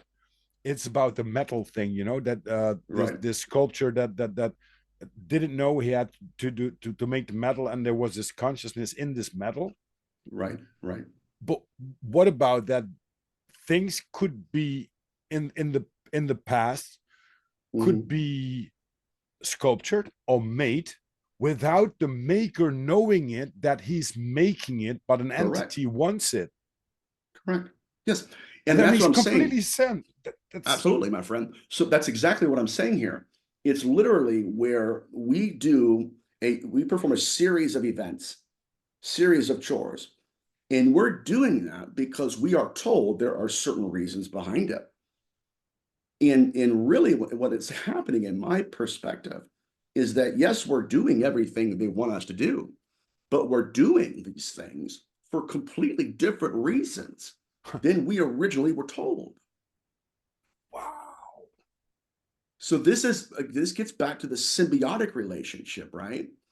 Where yes, I need to knock on your door to come in, but you need to build the door first. Hmm. And there's just this, this again, symbiosis present. But yeah, we don't know what we're dealing with, and we don't know how much control the phenomenon has over us. Huh. Are there ways to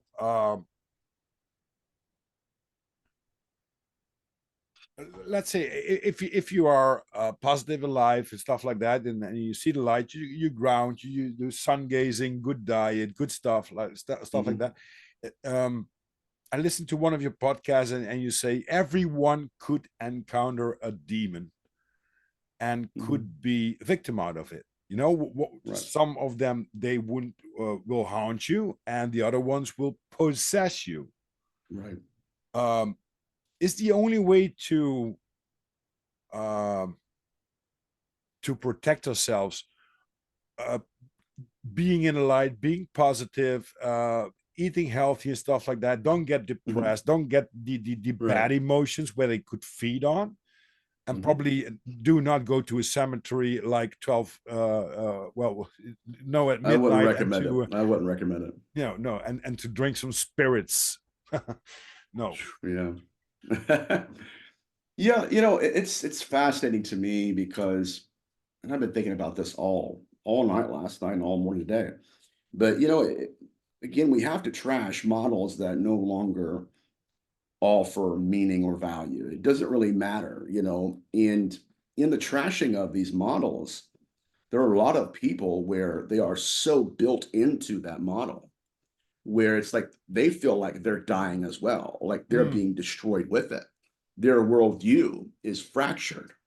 And it's not my intention to, scare people or to disturb them into their own destinies. My intention is to bring awareness to the various incarnations of this intelligence. And not only that, but to tell everyone, look, yes, the incarnations may be modern, but the incantations are ancient, which Hmm. are that would mean our timeline, my friend, is off. Disclosure happened in antiquity. Huh. We're just now realizing, oh my God, these are the Exactly. same intelligences, right? That are operating in antiquity and modernity, both of them. And there are a lot of these timelines happening right now, just like if you see, like, yeah, we were once living in a wild west. Well, how Mhm. do some buildings come there when we only have, riding a horse, and we carrying a buggy? It makes no sense. Right. If you go Oh, here, I'll give you one. I'm sorry. I'll give you one real quick. It'll blow your mind. So there's what's called the ritual of Teraphim. Okay.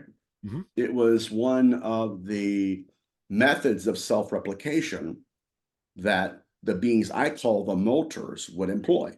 It's one of their methods of self-replicating their species. But the phenomenon wants to convince us that in history, the primordial man is sitting by his campfire, out of nowhere decides to extinguish that campfire, repairs himself to his personal quarters, goes and finds the smallest piece of metal he can, carves the name of an unclean spirit into that piece of metal, and then implants that into a corpse. Yet in the consciousness of that entity, now commandeers that biological avatar. It has a new body. What we have now is the image of what once was invisible. I'm supposed to believe that happened by accident? Huh. No, No, it was intentional. absolutely. Absolutely. And so this is the idea, again, the illusion of power. And I put an Instagram post up a while ago talking about, yes, with the illusion of power, we convinced ourselves we were the predators. We convinced ourselves we were the conjurers, not realizing that by the time we were ready to conjure them, they had already conjured us. Yeah, exactly. I wanted an altar. That's all I wanted. Well, I'm here to conjure you. Okay, that's fine. Yeah. Exactly. It's disturbing because what we're realizing is that this intelligence is demonstrating such a measure of control Hmm. where there are rules they play by that we're ignorant of. I mean, again, with the case study of the amulets, I mean, my God, I have photographic evidence of this case study, and it looked like these were like a mathematic equation. Like it made no sense. And so if there is, let's go with this. It looked like, and the son agrees with me now, that whatever these entities were he encountered that looked inhuman, at first they appeared as his guides. But when he realized, wait a minute, this is weird. They changed their appearance. Anyways, what they're demonstrating are characteristics of sorcery, my friend, Hmm. which would put us right where we were, right? Of building altars, Yeah. carving the name of all of that, and which would also give us insight as to no wonder Jack Parsons had success conjuring these beings. Yeah, he was friends with Crowley, right? Correct, correct.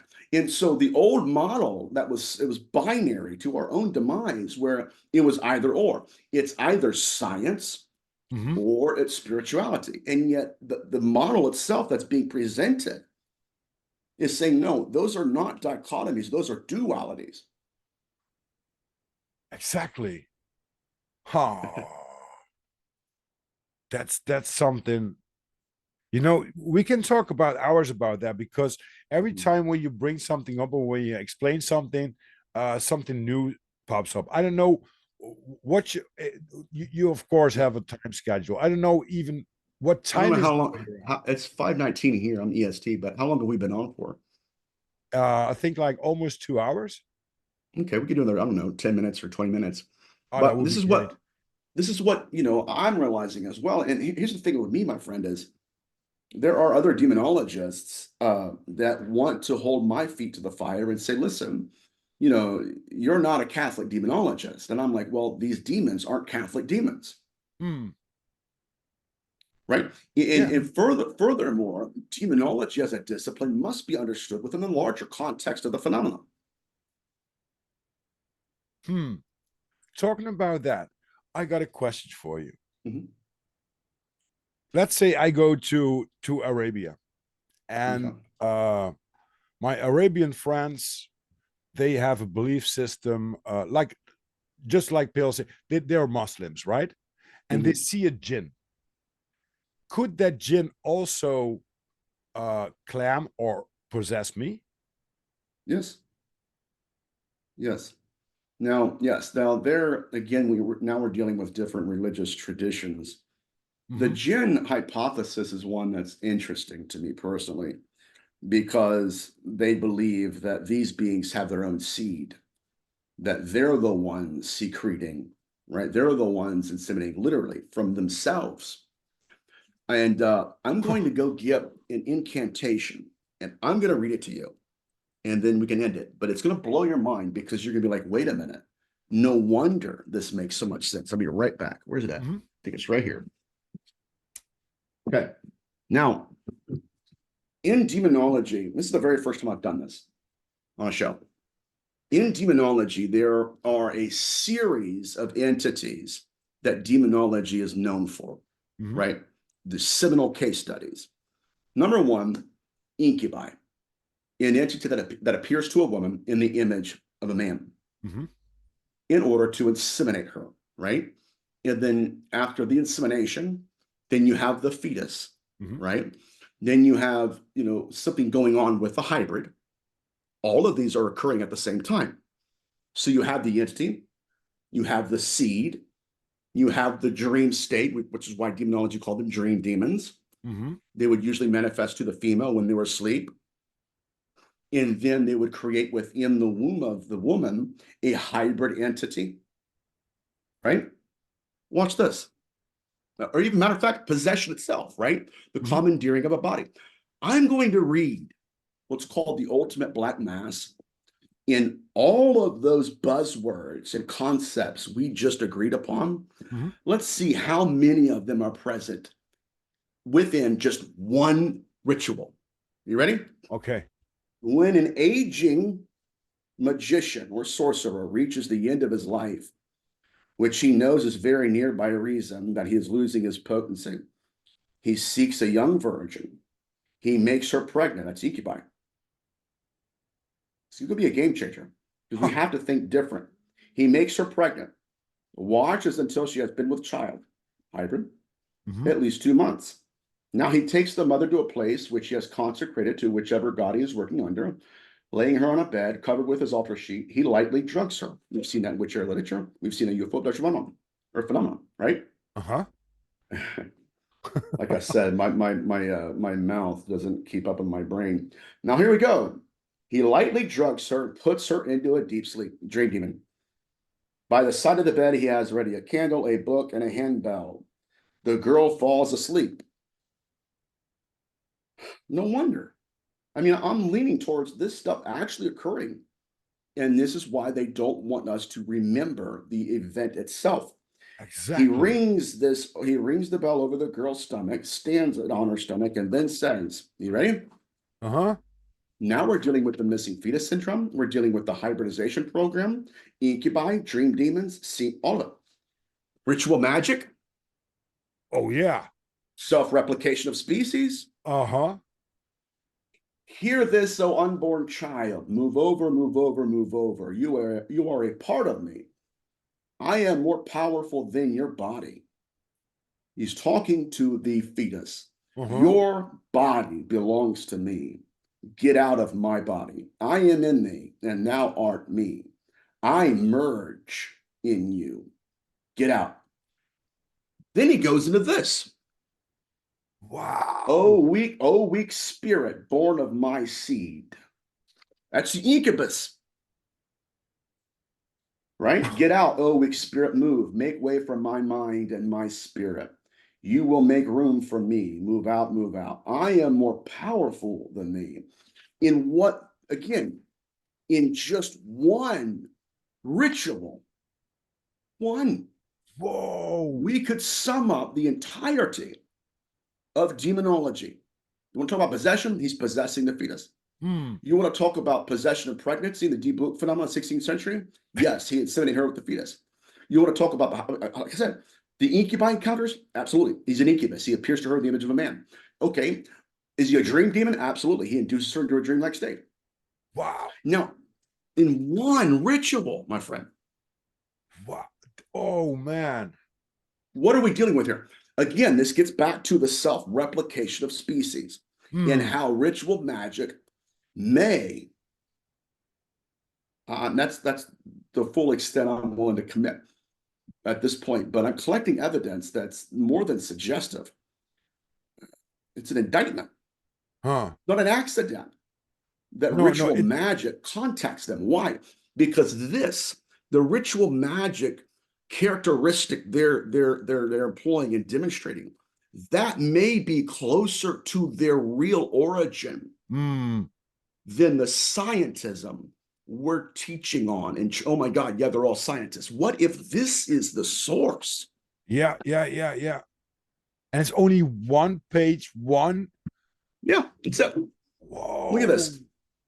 I mean, it's insane, absolutely insane. Who wrote that? It's an incantation from a grimoire, and this is called the Ultimate Black Mass, but there's also what's called the Red Rite, where another, like I said, a magician or something, if he suffers a mortal blow, he realizes, oh my God, I can't survive in this body, so he creates another one for himself. Guys, this I believe 100%. This is why in the Apocrypha of John they were creating copies of their apparitions. Huh. Right? Literally, babies that bore the material image of their apparition. This is exactly what he was doing. Wow. What they were doing is creating bodies that mirrored what they looked like. And it's been documented. It's like it's already there. It's hid in plain sight. Right. Only Right. you have to look into it. You have to connect the dots with all this stuff. Look at this. Right. Yeah. This particular, just one ritual. We have the semen. We have the hydrant. We have the host. We have the dream demon. The victim is sleeping. We have possession. We have pregnancy. The presence of ritual magic. The disability of being, where the magician, the sorcerer said, listen, I've got to be a being. But I have the disability of being without being a being. So I have to self-replicate. The incubus, all of these 10 characteristics in one ritual.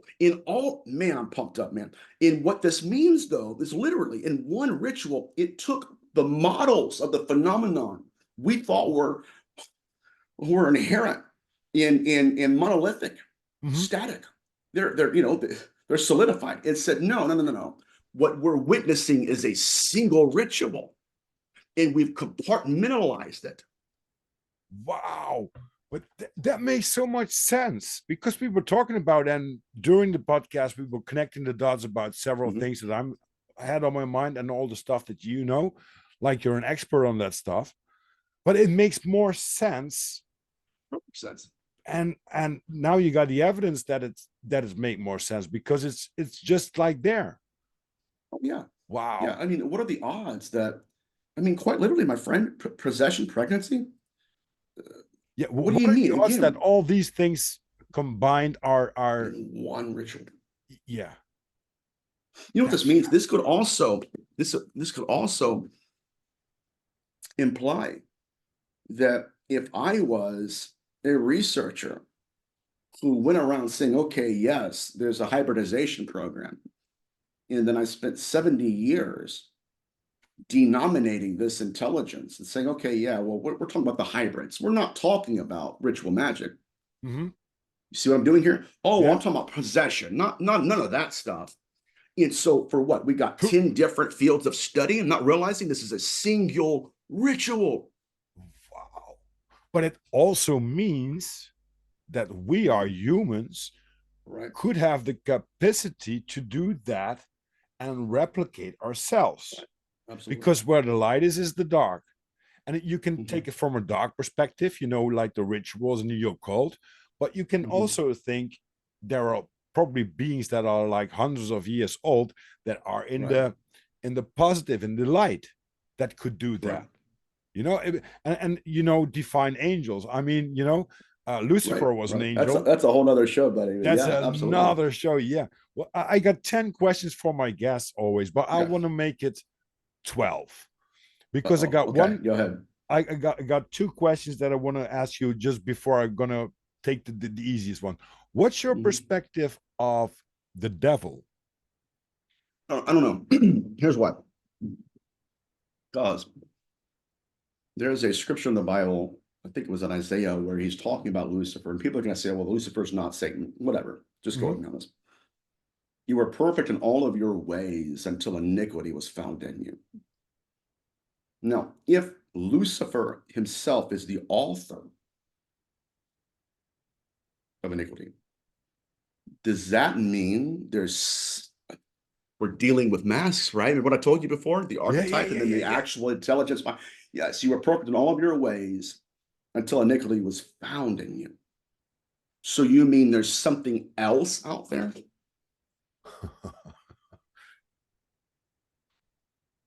Wow. Scary stuff. Yeah, yeah, yeah, yeah, yeah. Deep stuff also. Oh yeah, The man. other I love it. question would be probably you feel on your water what that question will be. What's your perspective of God? I think he is an all-encompassing power. Now, I struggle deeply with human suffering.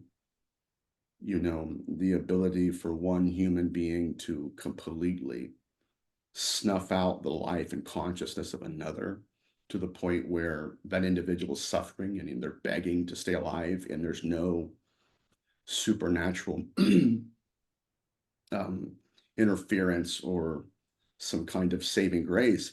I struggle with that deeply, but I've experienced God. I have been in what I would consider to be his presence, where it was undeniable, that there, Mm, whatever this was in control, but then that would imply that he's allowing, at the very least, a lot of this to occur. I mean, even to the point where, some of these abduction accounts are pretty horrific. So, mm.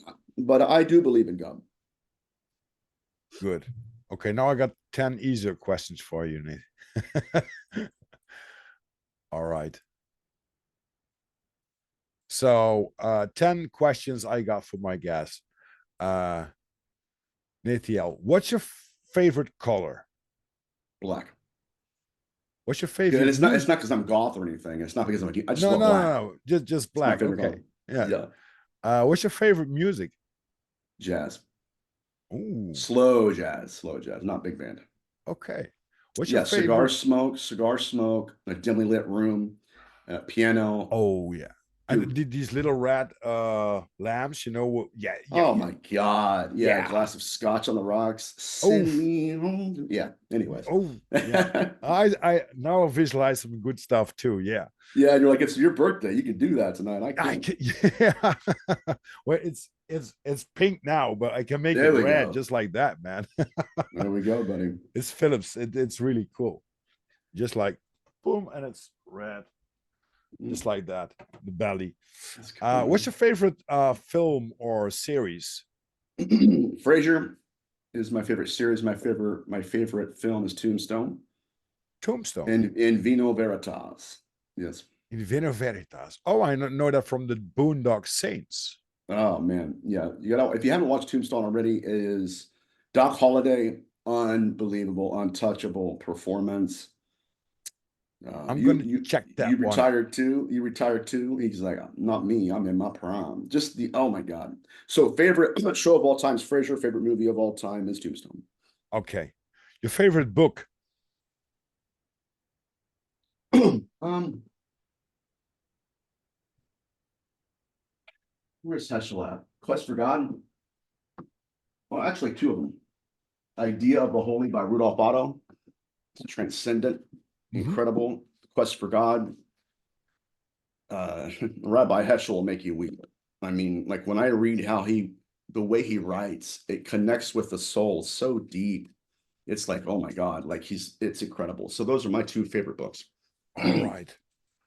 Favorite booze, but I think you answered that question already. The favorite booze? Yeah, beverage, drink. I rarely drink anymore. Um, I'm a beer guy, but if I did have something stronger, it would just be some Glenlivet on the rocks. So it'd be scotch. If I did that, which I really don't anymore. Well, for me, it's I'm drinking now in a podcast. Yesterday, Hmm. I always before the day before I'm going into my birthday, I usually drink heavily, but I Hmm. don't feel like it anymore. I skipped the booze quite a lot, but yesterday Yeah. I saw from a Christmas gift. It was a bottle of wine, red wine, and I felt Hmm. like I'm gonna drink myself a wine. And now I have these are two beers. For me, that's exceptional. Right. Okay. Normally it was like 2 beers in 50 minutes, just like Yeah. doing the stuff. But I don't. I need focus somehow, and I'm done with it somehow. I like to enjoy the stuff, and Mhm. that's a different path than just doing it just to get laid or just to get wasted or stuff like that. I That's understand. That's funny. okay. What's your favorite food? Italian food. I mean, it's not just, yeah, it's not a dish in particular, but I love Italian food. They're Okay, I love to go to Rhode Island and spend a week on Federal Hill. I swear to you, I'll get there at 11 a.m. when they open, and then I'll bounce around to every restaurant until 11 p.m. when they close. When I'm wow. on vacation, heck yeah, I love it.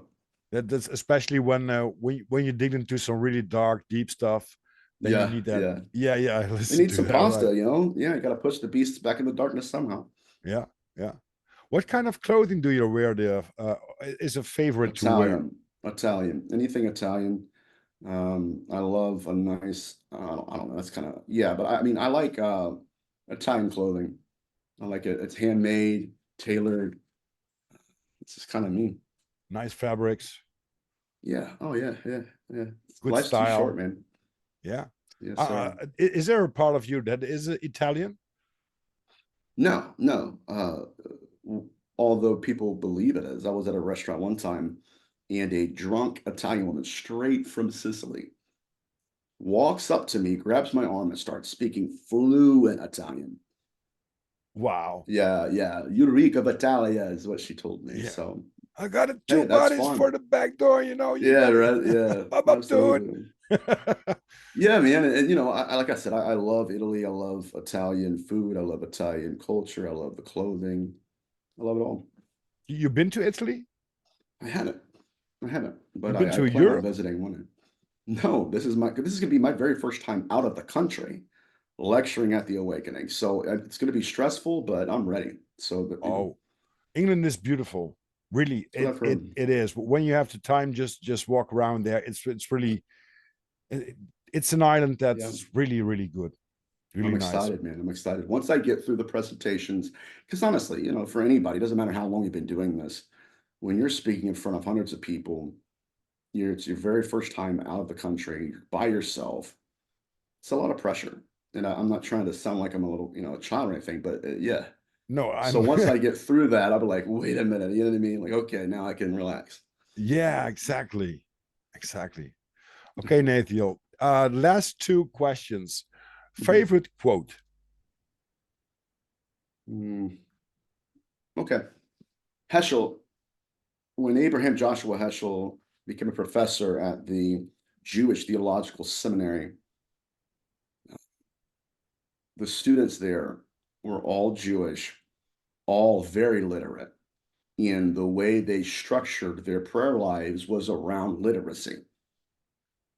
And so you had to be taught how to Mhm. pray.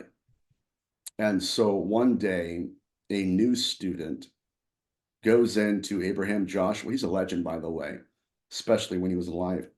Anyways, he goes into, first of all, he peeks around the corner into Abraham Joshua Heschel's office and sees Professor Heschel there at his desk. And Professor Heschel says, okay, son, come on in. What's going on? And he goes, well, my parents forced me to go here. I didn't want to come to this school. Number one, he's like, number two, I look at all these other students. They're smarter than I am.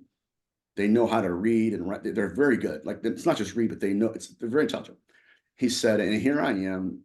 I don't even know how to pray. So Heschel leans back. He's a god.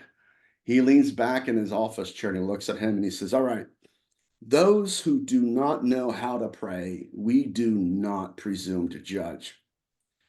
If they don't know how to pray, let them pray to learn how to pray. Don't Wow. get me worked up, dude. Yeah, let them pray to pray. And if they have no tears to cry, let them pray for tears. I got chills, man. And let these people, the individual, the boy he was talking to, let them find peace and strength in knowing that this too is a high form of prayer. And so that student went back to his dormitory, praying, not realizing that in praying to learn how to pray, he was praying. That's Heschel Wow. for you, my friend. Unbelievable. Unbelievable. The guy was incredible. Wow. I'm gonna post that in the subscriptions. Please send me some links and stuff that we talked Yeah, about so I can dig it sure. up a little bit easier. I got a last question for you, and I Okay. really want to thank you about this awesome birthday gift that you gave me. Great conversation with a You're fellow welcome, human, buddy. You're welcome, man. and Not a problem. I really had a good time. And I think we Me can talk too. for hours about these subjects and dig deeper into it, philosophy and about Right. what's happening really in this world. Um, Me too. Last question, Nate. What's your Okay. life motto? I don't really have a life motto. Just be you, unapologetically you. You know what I mean? Be true to yourself. Hmm, There's a lot of people in the field, at least even people that don't understand who they are and how relevant they are to the field. They're wounded healers. dangerous. Yeah, and they're trying to self-medicate someone else's pain. Hmm, very And so, dangerous. right, and what a lot of people do is they will medicate the gift they're called to manifest. And in that medicating of that gift, they self-destruct. Oh yeah. So the point is to manifest. Manifest. Hmm. Be the person you needed 10 years ago. I know that one. Mm, That's it's something like good stuff. Think and Grow Rich, you know. Yeah, yeah. Yeah, but it is. It is. If you do the things that are fruitful and you do that with all love that you have, and you just Mhm, be yourself, and you can look yourself in the mirror every single time, and you just mhm. think, okay, man, I'm putting this off no matter what. Right. And Mhm, yeah, I think that then everything goes like it should go, and nobody knows what path that we're going to walk, but right. somehow you're going to be pushed in a direction that you don't even know, just like you. But Oh man, yeah. My very first show I was ever on, very first podcast or anything, it was Coast to Coast. mhm. Yep. My very first paranormal conference I'll be lecturing at is The Awakening in England. Wow. Yeah, I was lecturing in other circles that weren't necessarily paranormal, but yeah, and so a lot of things are starting to happen because I positioned myself and I paid the price, sleepless nights of research and getting so close to the phenomenon in case studies to where you can feel it looking into you Mm. and close it up. We're good. And so yeah, we'll see what's going to happen. But if anything, I'm telling you, my friend, this right here is Oh, evidence. that's It's it okay. Yeah, it might not be, oh my God, put underneath a microscope evidence. No. But I'm telling you, the odds of finding that's like finding, okay, look, it's not a car, but it has four wheels and a steering wheel and an yeah, engine. No, it's not an a engine. car, Yeah, yeah. right? That's what I feel we're looking at. And if the fact is that the disclosure did occur in antiquity, if that is the case, then our timeline's off. If our timeline's off, we have completely Oh, misunderstood this intelligence. oh yeah. And it's nice to see that there are a lot of timelines that are being collapsed right now. Right. People are Absolutely. waking up in several levels and several dimensions, and keep up doing the good work, man. I wish you a lot of Thank you, luck and sir. success Thank you, in buddy. England's Manchester. Manchester, yes, You sir. you will It's going enjoy to be yourself fascinating. quite a nice beer. Yeah, I'm looking forward to it. And these are the best, in my opinion, these are the best researchers on the planet, the best researchers in the world. And I get to go and lecture alongside of them. And here's the thing, man. A lot of these guys have PhDs. I just have ADHD, so it's a completely different ballgame. But sometimes if you dig into some topics Yeah. like we do as ADHD people, you don't get a PhD for the stuff that we're investigating, like hours and hours of Oh yeah, diving yeah. you into that They stuff. don't even offer them in academia for the research I'm doing. But Exactly. yeah, man, I appreciate you having me on. And like I said before, have a great birthday, brother. You deserve it. Thank you very much, Nate. It was really nice to meet you. I hope we're going to do Likewise. a part two once in a Yeah, while. we can get into the fallen angel hypothesis. Yeah. And there was a lot of stuff we left on the table, but like it's always how it gets. That's how it always goes. When you pull on one strand, everything unravels. It's like, oh my God, Yeah. now I gotta, you know what I mean? And I love that because you know you got the experience, you got the you're an expert and authority on this one, and you love to talk about it. You love to share Right, it with the other ones, so people can wrap their head around and make their own things up, right. and they probably will unravel some stuff too. And that's Yeah, that's yeah. what that's what it is. It's destructive sometimes. Yeah, that's The research I'm doing can be highly destructive for the people who are dogmatic about their worldview. yeah, exactly. But that's why it's good that we have people like you that do that for them. And if you want Right, to dig into that, you can read a book. If you don't want to do that, and you want to continue with the stuff that you're doing, fine. But I right, think it's time to unveil the organized lies. And that's right. with that being said, I think that's what Disorganized Productions tries to do. Yep. Lift up some veils. I love it, man. I love it, buddy. I'm gonna get out of here, man. I'm gonna go take a Okay, thank shower you very much, Nate. and kind of wind Have a down for great the night. time, and we talk See you, to each buddy. other soon. All right, buddy. I'll hit you up on Instagram, buddy. I'll see you. Okay, ciao.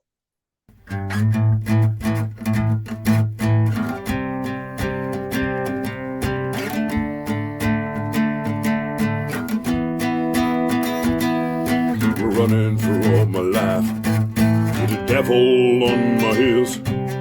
He wasn't always kind, and he couldn't fulfill my dreams. I've been running for all my life with the devil on my heels. He wasn't always kind, and he couldn't fulfill my dreams. He's a pain in the ass, black as a night. God, show me the light. He's a pain in the ass, black as a night.